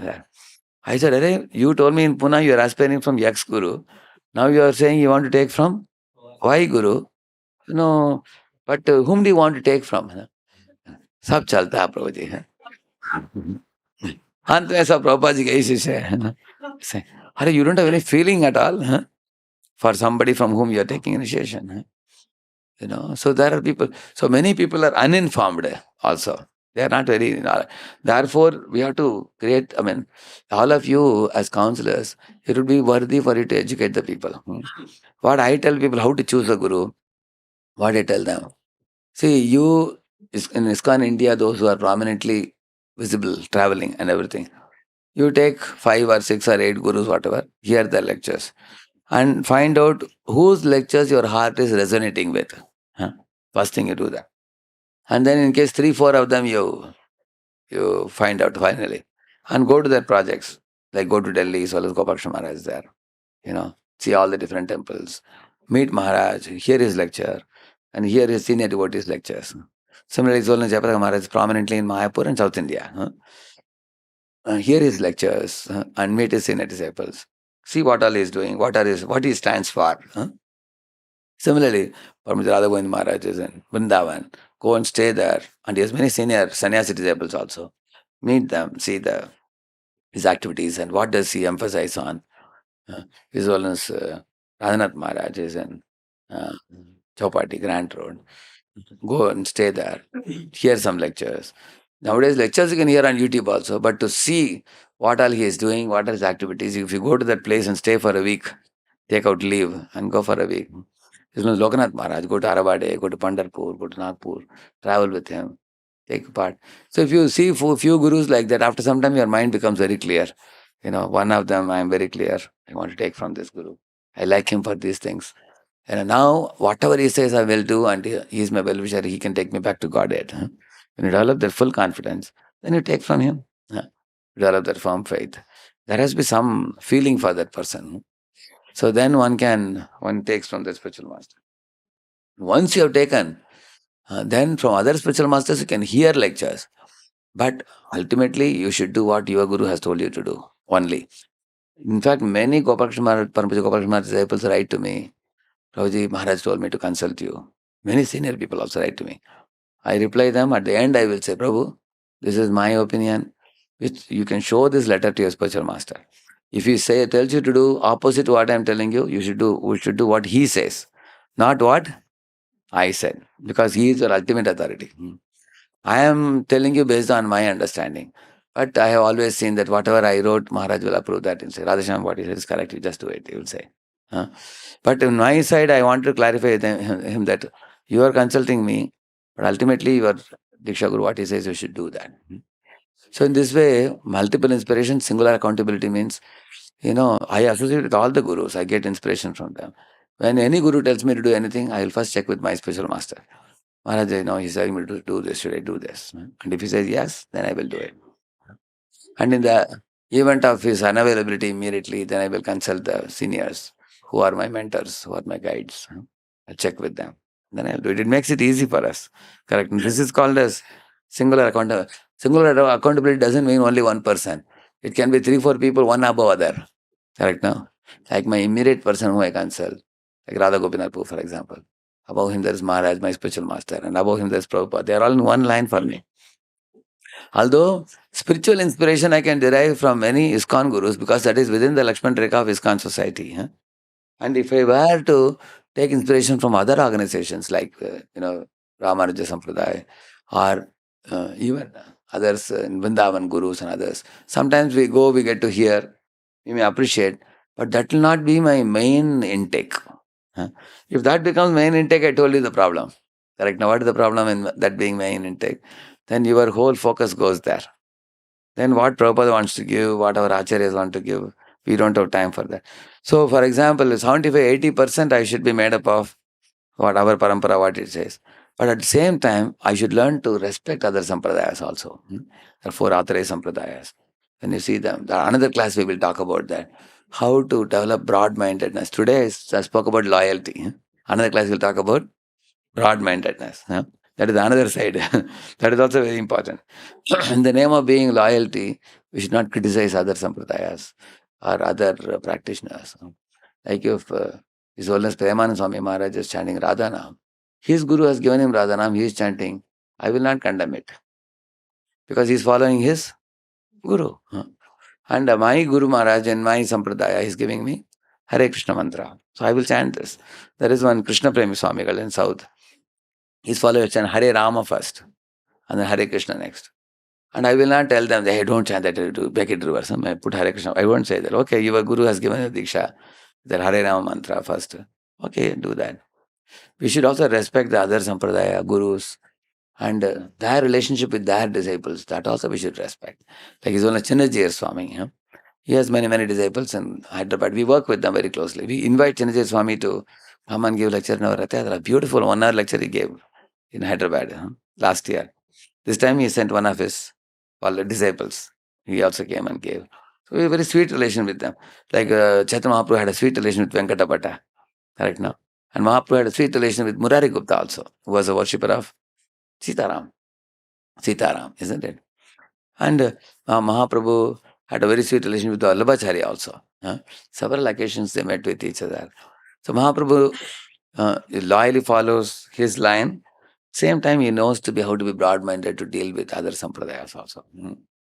And that loyalty, chastity to our sampradaya is very important for us to experience the depth of our sampradaya. And we have a lot of homework to do. We haven't done the homework. In our own sampradaya, we are very superficial. We have read a few Prabhupada books and we are preaching.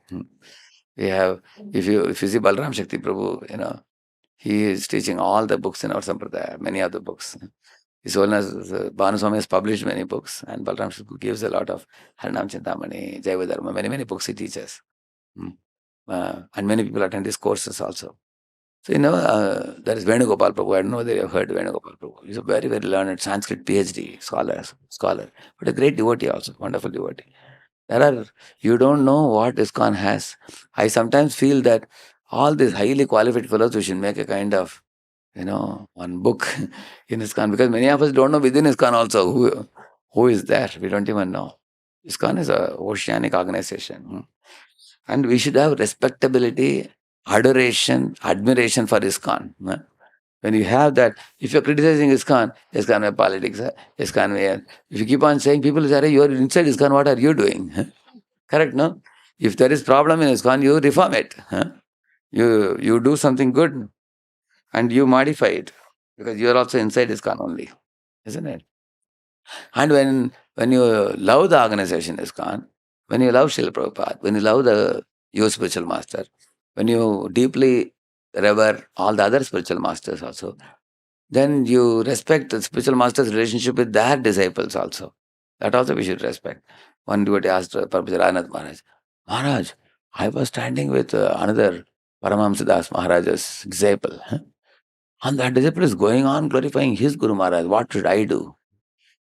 Should I not glorify you? He asked. Maharaj said, you should also join him in glorifying his Guru. He said. So Maharaj said, well, and then he said, well, but Maharaj, I feel something uneasy, to glorify his Guru. Why can't I glorify my Guru? Maharaj said, if you want to glorify only your own Guru, you are in your fight. Whereas I broad-minded, Antaramukha Shishya means he chastely keeps his Guru in his heart and worships the Guru's lotus feet always, faithfully follows his instruction. But externally, he can associate with all the Gurus respectfully. In ISKCON, they are all like our father's brothers, correct now? So, they are all under Prabhupada. So, Prabhupada it's like a war against Maya. Prabhupada is walking in the front and all the other Gurus are walking behind. They are all not walking, they are all going in chariot. And then there are others in elephants behind. Then there are other leaders in horses. Then there are some foot soldiers. And all are walking. So when I think like this, I feel, who is leading the whole thing? Prabhupada. So why clash? Imagine if Arjuna takes a bow and arrow and shoots at Bhima. How ridiculous it is. You're supposed to wage a war against Maya, you see. Yeah. Okay, let us take some discussion, 10 minutes, 10, 20 minutes. Yeah, any of you?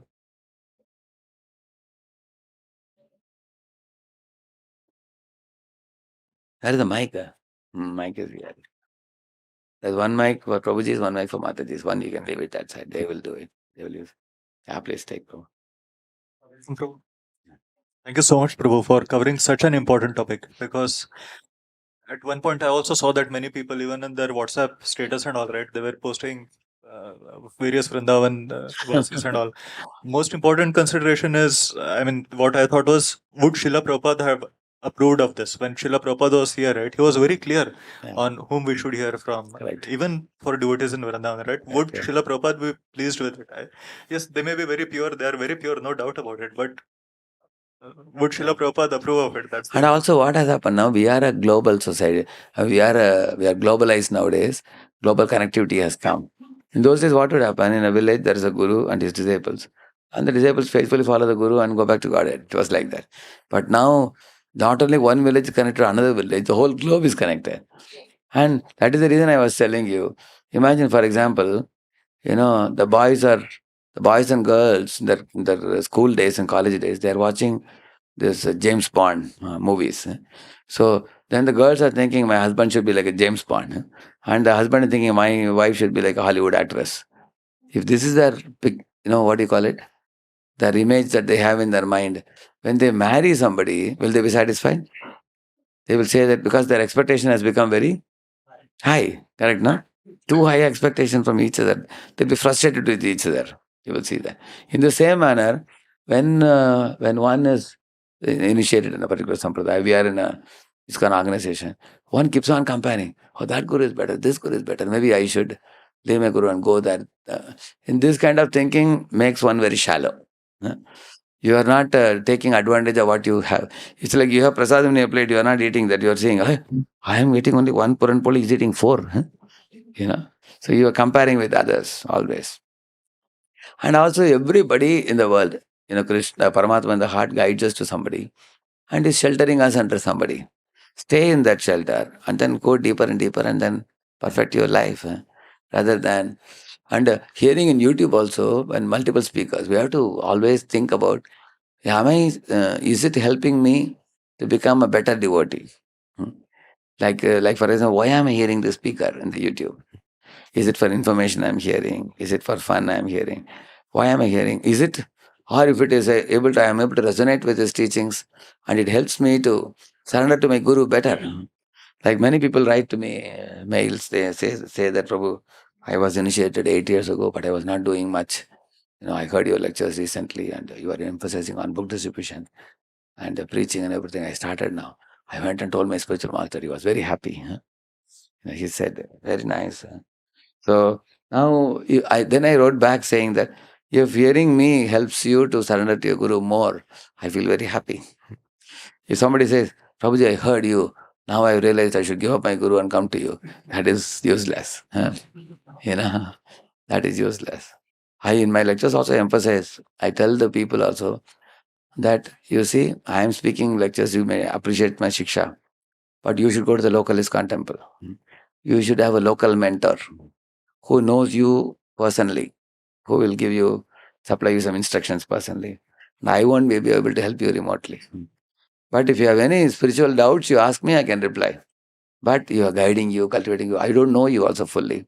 So whomever knows you fully for many, many years, you take guidance under them. So this is what I have told this. I have written in many of the YouTube replies also. By doing this, what happens? We are actually reinforcing their loyalty to their own master. That is the right thing to do. Rather than saying that, oh, you like my lectures, you come to me, you come in my pocket, I'll keep with me. You can't do that. Yeah. Anybody else? Yeah. Where is the mic? Yeah. Hare. So during this Vrindavan visits, I also came across this couple of devotees who are from Pune, used to be part of our temple, but now they are staying in the Vrindavan, some ashram here and there.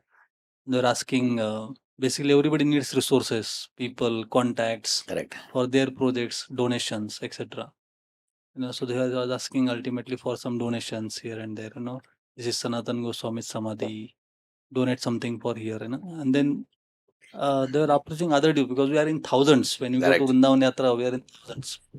So in that scenario, on one hand, we respect Sanatan Goswami. On the other hand, they are not part of the group. In that scenario, as leaders, how can we See, guide if you are confident that the money you will give will be used for building that Sanatana Goswami's Samadhi or something like that, we can give, there is no problem in that. Because what happens, Vrindavan Dham is a village. They can't raise much donations. And in city, people earn quite well. And the city temple somehow will make money, And when you go to Dham, Radheshyam, the temple, or actually when we see those temples, we should see them like our grandfather's temples, like Goswami's temple. Our own home it is. Actually, we will never lose anything by giving them. It's like taking money from you, this pocket and putting in this pocket. If I had money, I would definitely give. There is a Jirnoddhar, they say, There is one group there, Bajranga Dal, they have. And now you see, Yamuna is bluish now, flowing very beautifully. They have done a lot of hard work to cleanse all the chemicals in the Yamuna. Similarly, you see the Radha Kund, Sham Kund. Similarly, Apsara Kund, all these things, they have done a lot of homework. And they have made the steps and everything. So, but only one thing we should be sure, that the money you give for Vrindavan Dham should actually go to the service. Somebody should not pocket the money. We are not sure. You have to make sure. But if it is authorized, we are going to, like Radheshyam's temple when we went, they wanted to develop, they want to do some construction. Some of the devotees took their pamphlets and they gave some money. Take the receipt from them. It is going. Actually, I would consider that giving to a local ISKCON temple or giving to Vrindavan, I don't see much difference. Because we also, Vrindavan Dham is non-different from Radha and Krishna, So if we are contributing to them and they make the Dham more beautiful for the yatriks to come and benefit, I don't see we are losing anything in that. Anybody else? Yeah. Hare Krishna. Hare Krishna. Prabhuji, you mentioned about this, devotees getting attracted by other gurus and all. So, I have a personal example of a devotee. He was initiated, and for all the reason that you mentioned, he got attracted, and now he's taken shelter of some other guru. So, my question was that, but he's still very closely connected to me. And on a personal level, he really respects Prabhupada, ISKCON, no disrespect and all that. Like, as you said, he feels he's got something higher. And he comes to my programs also whenever I go to US and all. So my question is that should I, it's not a very, of course the relationship is still, pretty, but should I maintain my connection with him or, if he just comes to a program to learn from you and go, there is no problem. And he's respectful also. No problem, yeah. Let him continue like that. Let him continue. But as I told you, sometimes what happens, see in the Mahabharata, it is that Guraur avaliptasya karya akarya ajanataha. There is one verse which says, if a guru slips from his position and he doesn't know what to do, what not to do, and he stops chanting the holy name. He is attracted to opposite sex. As he has given up all his spiritual duties, and he has left the assembly of devotees, society of devotees. So these kind of things, if a guru is doing, then a disciple should give up that guru, according to Shastra, and then accept a guru in good standing. They say that. But as long as the guru is in good standing, he is delighted in Krishna consciousness, is chanting, is with devotees and faithfully following and preaching, then one should not give up such a guru. No one should stay with the guru. And with gurus, in case let us assume, these things are nicely explained by His Holiness Danavir Swami Maharaj. If a guru, because he has given quotes also from scriptures. Say, for example, a guru is not so much learned in the Shastra because he didn't spend time with Shastra so much, but he spent more time in service. Let us assume he has been doing service. He doesn't know he didn't get time or something to read so much and become very scholarly. But a disciple is interested in more depth to hear from Shastra. And he found out another guru in ISKCON itself. Now he wants to associate with that guru or go and serve him and take knowledge from him. So he asks his own guru, now, can I do that? Can I go? And his guru says, oh yes, definitely, he's my god brother. You go and stay with him. His Holiness Bhakti Vikas Maharaj had sent one of his disciples to Pune. And he said, let him be here in Pune for a year. He will get very nice training, and then let him come and join there in his temple. Then he went. Paramahansa Gopal Maharaj also sends here because we have ashram here and nice training program. So many gurus send like that. Like even Jiva Goswami had 3 Shiksha disciples, correct no? And whom he guided. And then different gurus sent, correct no? Like that. So we can see that in ISKCON also there is broad-mindedness in that sense. You can say. But if a guru says, see, I don't want you to hear from that person. His mood is different, my mood is different. Then he should not go. He should not go to associate and learn and stay under him by opposing the guru's this thing. But I have seen my spiritual master is extremely open. I have seen in Vyasasan, he has made the big Vyasasan like this in Chapati.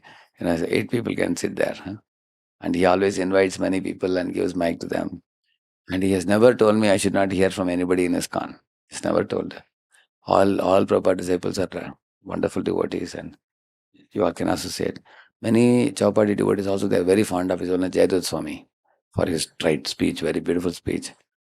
And Prabhupada Radhanath Maharaj enjoys association of his senior god brothers also.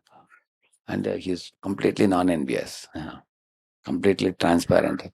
And that is why it makes it easy for us, to just observe him and learn these things, So, but if somebody is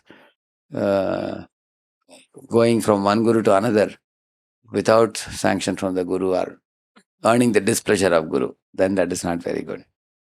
Then that is counted as unchastity, correct? No? Because guru feels that I am trying to protect you, but you are going out of my radar range. And then you are going to be unprotected. You will get lost by going there. One example I'll tell you, that your devotee has weakness. For example, I'm saying. And his guru says, you be in India only. But this disciple says, no, I am going to go to that country. That guru is calling me to join his group and take part in his services. And his guru says, that is exactly your weakness. If you go and join the group, you will fall down because you have this weakness and I know it.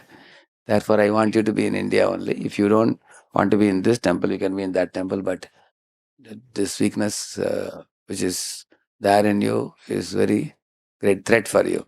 But the disciple doesn't listen to Guru. He goes to abroad and then he doesn't marry also. He falls down also.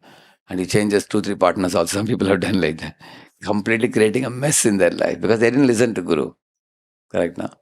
So that is the reason you have to be anchored in the instructions of a Guru. It's very important. Otherwise become whimsical. Whimsical behavior. He says, Yash Shastra Vini Mutsrajya Vartate Kama Karata, he says. Nasa Siddhi Mavapnoti Na Sukham Na Paramgati. He says that if you are whimsical, neither will you be happy in this world nor in the next world, he says. So, therefore, Tasmat Shastra Pramanam Te Karya Akari Vyavastita, he says.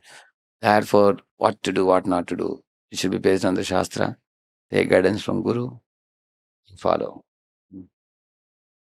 So this Prabhupada appreciation book, you all will get a soft copy. I will arrange to. Atmanam will has a WhatsApp group, correct? No, he will send it in that. Give it to him. One more question. Yeah. This, I think you may be covering it the next time, broad-mindedness. Correct. But many devotees, they are interested in interfaith or having a big conglomerate of Hinduism or all Hindu organizations, because the other side, Christianity or Muslims, Yeah, correct. they are also grouping on one. Correct. So on one side is loyalty. Yeah. So how do we address that in such That's a a way very that good point. Actually, the broad-mindedness within from one guru to another guru, and that is one topic. But what you are talking is a third topic, which is actually how all Hindu organizations should be together. In the Amogla Prabhu's case, the recent case, Vivekananda head, with a beard. He was a nice, fine gentleman. He was telling that, you see, गलती तो हो ही जाता है लोगों से, इधर उधर छोटा गलती हो सकता है, इसको इतना बड़ा करने की जरूरत नहीं है। जो भी उनके अधिकारी हो, मैं उनसे विनती करता हूँ कि बैन को तुरंत निकाला जाए। So very magnanimous heart, not very easy thing. He understood that these mistakes, small mistakes can happen. Don't make a mole into a mountain. He spoke, and the reason he said was, we Hindu organizations should not fight with one another. Now we should learn to stay.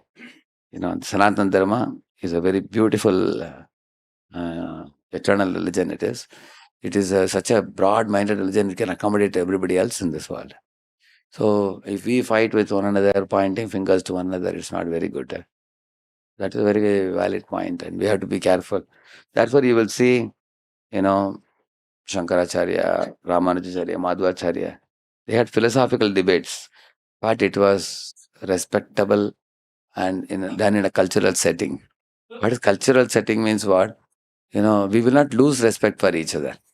Like Chaitanya Mahaprabhu and Vallabhacharya, and also Chaitanya Mahaprabhu Venkata Bhatta discussing about Lakshmi wanting to enter Rasalila. How cultured Mahaprabhu is while dealing with Venkata Bhatta, correct, no? So whenever we want to express our differences, like I was saying about his own Premananda Maharaj, I deeply respect him in my heart. And I feel that he's an exalted soul, realized soul, and he is coming in a certain parampara, he has received some name, he is chanting it. And he is preaching very wonderfully. That's very wonderful. And we have no criticism towards him. If his guru has given Radhanam, let him chant. It's perfect. And he will attain perfection by that. And we will attain perfection by this. Now, this is broad-minded approach. Because just because I am doing something, we cannot just label everything else as wrong totally. Yeah. And also many times, many people have said certain things in certain context. Now, we may not know the context when it was spoken. Then we take it out of the context and criticize superficially, knowing it, correct, no? So we will talk about it more. These two topics, we will bring it up in future, surely. I'll keep in mind. Yeah. the way I am guiding them is that you remain the host to ISKCON and guest to such organizations, Correct. social service or politics. Yeah. Like, Correct. so that's the reason I guide like them. Yeah. Become host there and guest to ISKCON. Some counsel, some devotees, Correct. they want For to that, be what Maharaj did now when I asked our spiritual master, he said, Radheshyam, I'm not good in PowerPoint like you, but sometimes I also like to use drawings, he said. And then he took a paper and he drew a big circle. He drew. And then in the periphery of the circle, he drew small circles. Just like pearls are in a nylon thread. Not like that, he drew small, this much like circles. And then he said, see, this big circle is ISKCON, he said. The small circles are different moments. One moment says, cow should be protected. That's one moment. And another moment says, the children should have Gurukula. That's another. So these are all circles, he said. So why I have drawn the circles half inside, half outside. Whatever is matching with ISKCON, we will take it. Whatever is different in them, we will not talk about it. He said. That's how we can learn the art of collaborating with others without, losing our soul. Correct? That's a great art. And to the degree you become broad-minded, you can be accommodating. So he is a genius in that. Therefore, we can learn to the best of our ability. Yeah. Like for example, say a ISKCON devotee has to interview a Mayavadi, for example. Not a very easy thing. Correct, na? Yeah. You know. Correct, na? No, there was I was just seeing one video. There was a very famous one impersonalist guru who is famous among students, IIT and everything. So he was being interviewed by one of the ISKCON devotees. So naturally, he asked questions. His questions are only suggesting that you are wrong. It's not a very easy thing. So if you are broad-minded, in interfaith what we do is, we don't try to make them like us. We respect the difference from a distance and we see the commonality and we embrace. That is interfaith. Yes, you can be different from me, I am different from you, but we both are friends. And whatever is common, let that friendship be based on that commonality. This is a lot of maturity. Yes. Yeah. Thank you. Yes. Give the mic to him. Well, one day, one disciple came to Prabhupada and he said, Prabhupada, Bhaktivinoda Thakur is my most favorite author. And Prabhupada told him that you are second most favorite. I should be the first most favorite. And why Prabhupada said that? Because Prabhupada wants to teach us that if you are accepting Prabhupada as a founder Acharya, if you don't follow his rules tomorrow, and if you follow Bhaktivinoda Thakur, then somebody follows Bhaktivedanta Thakur, somebody follows some other previous Acharya. Everybody will have difference. That's why I told you, because we have agreed to be within this organization of ISKCON, for us Prabhupada becomes very important for us. And whether you like it or not, over a period of time you have learned about these are the expectations of Prabhupada. Like some devotees don't like to dance in Kirtan. They feel shy. Correct, no? So you're not going to be punished for that. Yeah. But you just be in ISKCON, but don't criticize others who are dancing. Correct, no? I don't like ISKCON because people dance. No? I like to just sit and do meditation. You can't criticize others. So in this ISKCON society, there may be certain things which you may not be of your, natural inclination. Yeah. You may refrain from it. But because you are within the society, one should not criticize it. Because evam vratasva priyanama kirtya jatanu rago dutachita uchchaki evam hasati roditi rauti gayati unmadavan nrityati lokabhagya. The nrityati, devotee dances. It is said in this verse. Unmadavan nrityati. He dances in Divyonmada. Mahaprabhu himself dances. Prabhupada danced. So dance is actually appropriate. We may be shy to dance. That is our problem, not the parampara problem. Correct, no? Okay, you have a problem. So that's why some people, when the dance starts, they go to do some service. Okay, no problem. But don't criticize. So in this way, we should know how to stay within this parampara safely till our last breath and be loyal and continue and finish off our term. Can I do 5 minutes kirtan? Let's do this.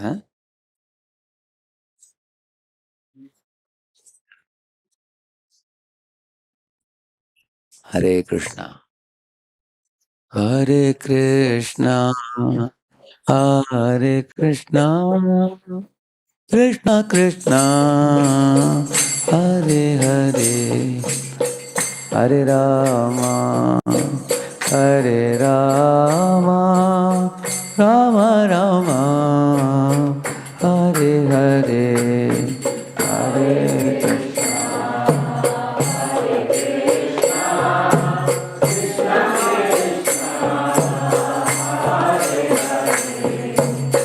Hare Rama, Hare Rama, Rama Rama,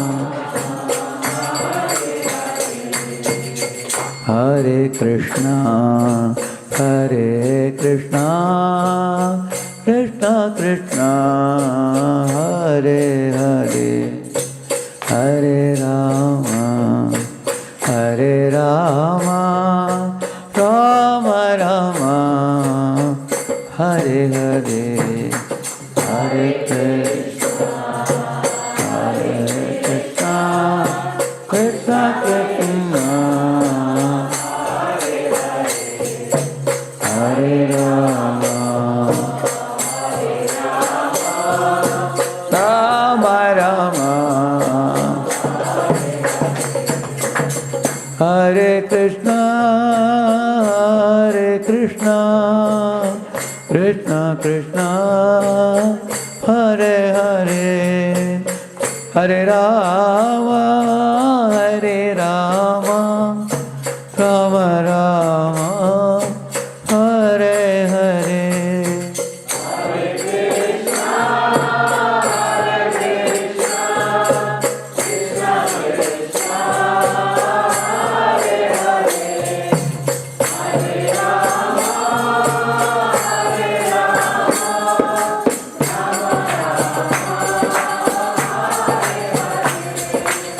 Hare Krishna, Krishna Krishna, Hare Hare, Hare Rama, Rama Rama, Hare Hare, Hare Krishna, Hare Rama, Rama Rama, Hare Krishna, Krishna Krishna, Hare Hare, Hare Rama, Rama, Hare Hare.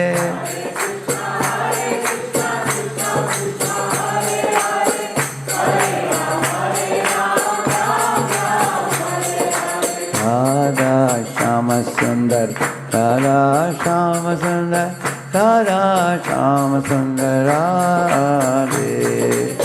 Radha Shama Sundar,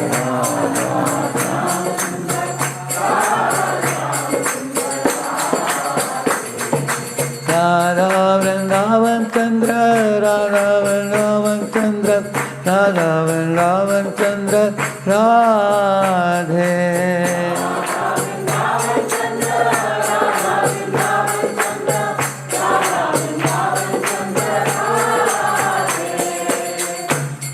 Shri Jagannath बल सुभद्रा महारानी की, श्री श्री गौर निताई की, श्रीनिवास पद्मावती वेंकटेश्वर बालाजी की, श्रील प्रभुपाद की, समावेत भक्त वृंद की, कलयुग पावन हरिनाम संकीर्तन की।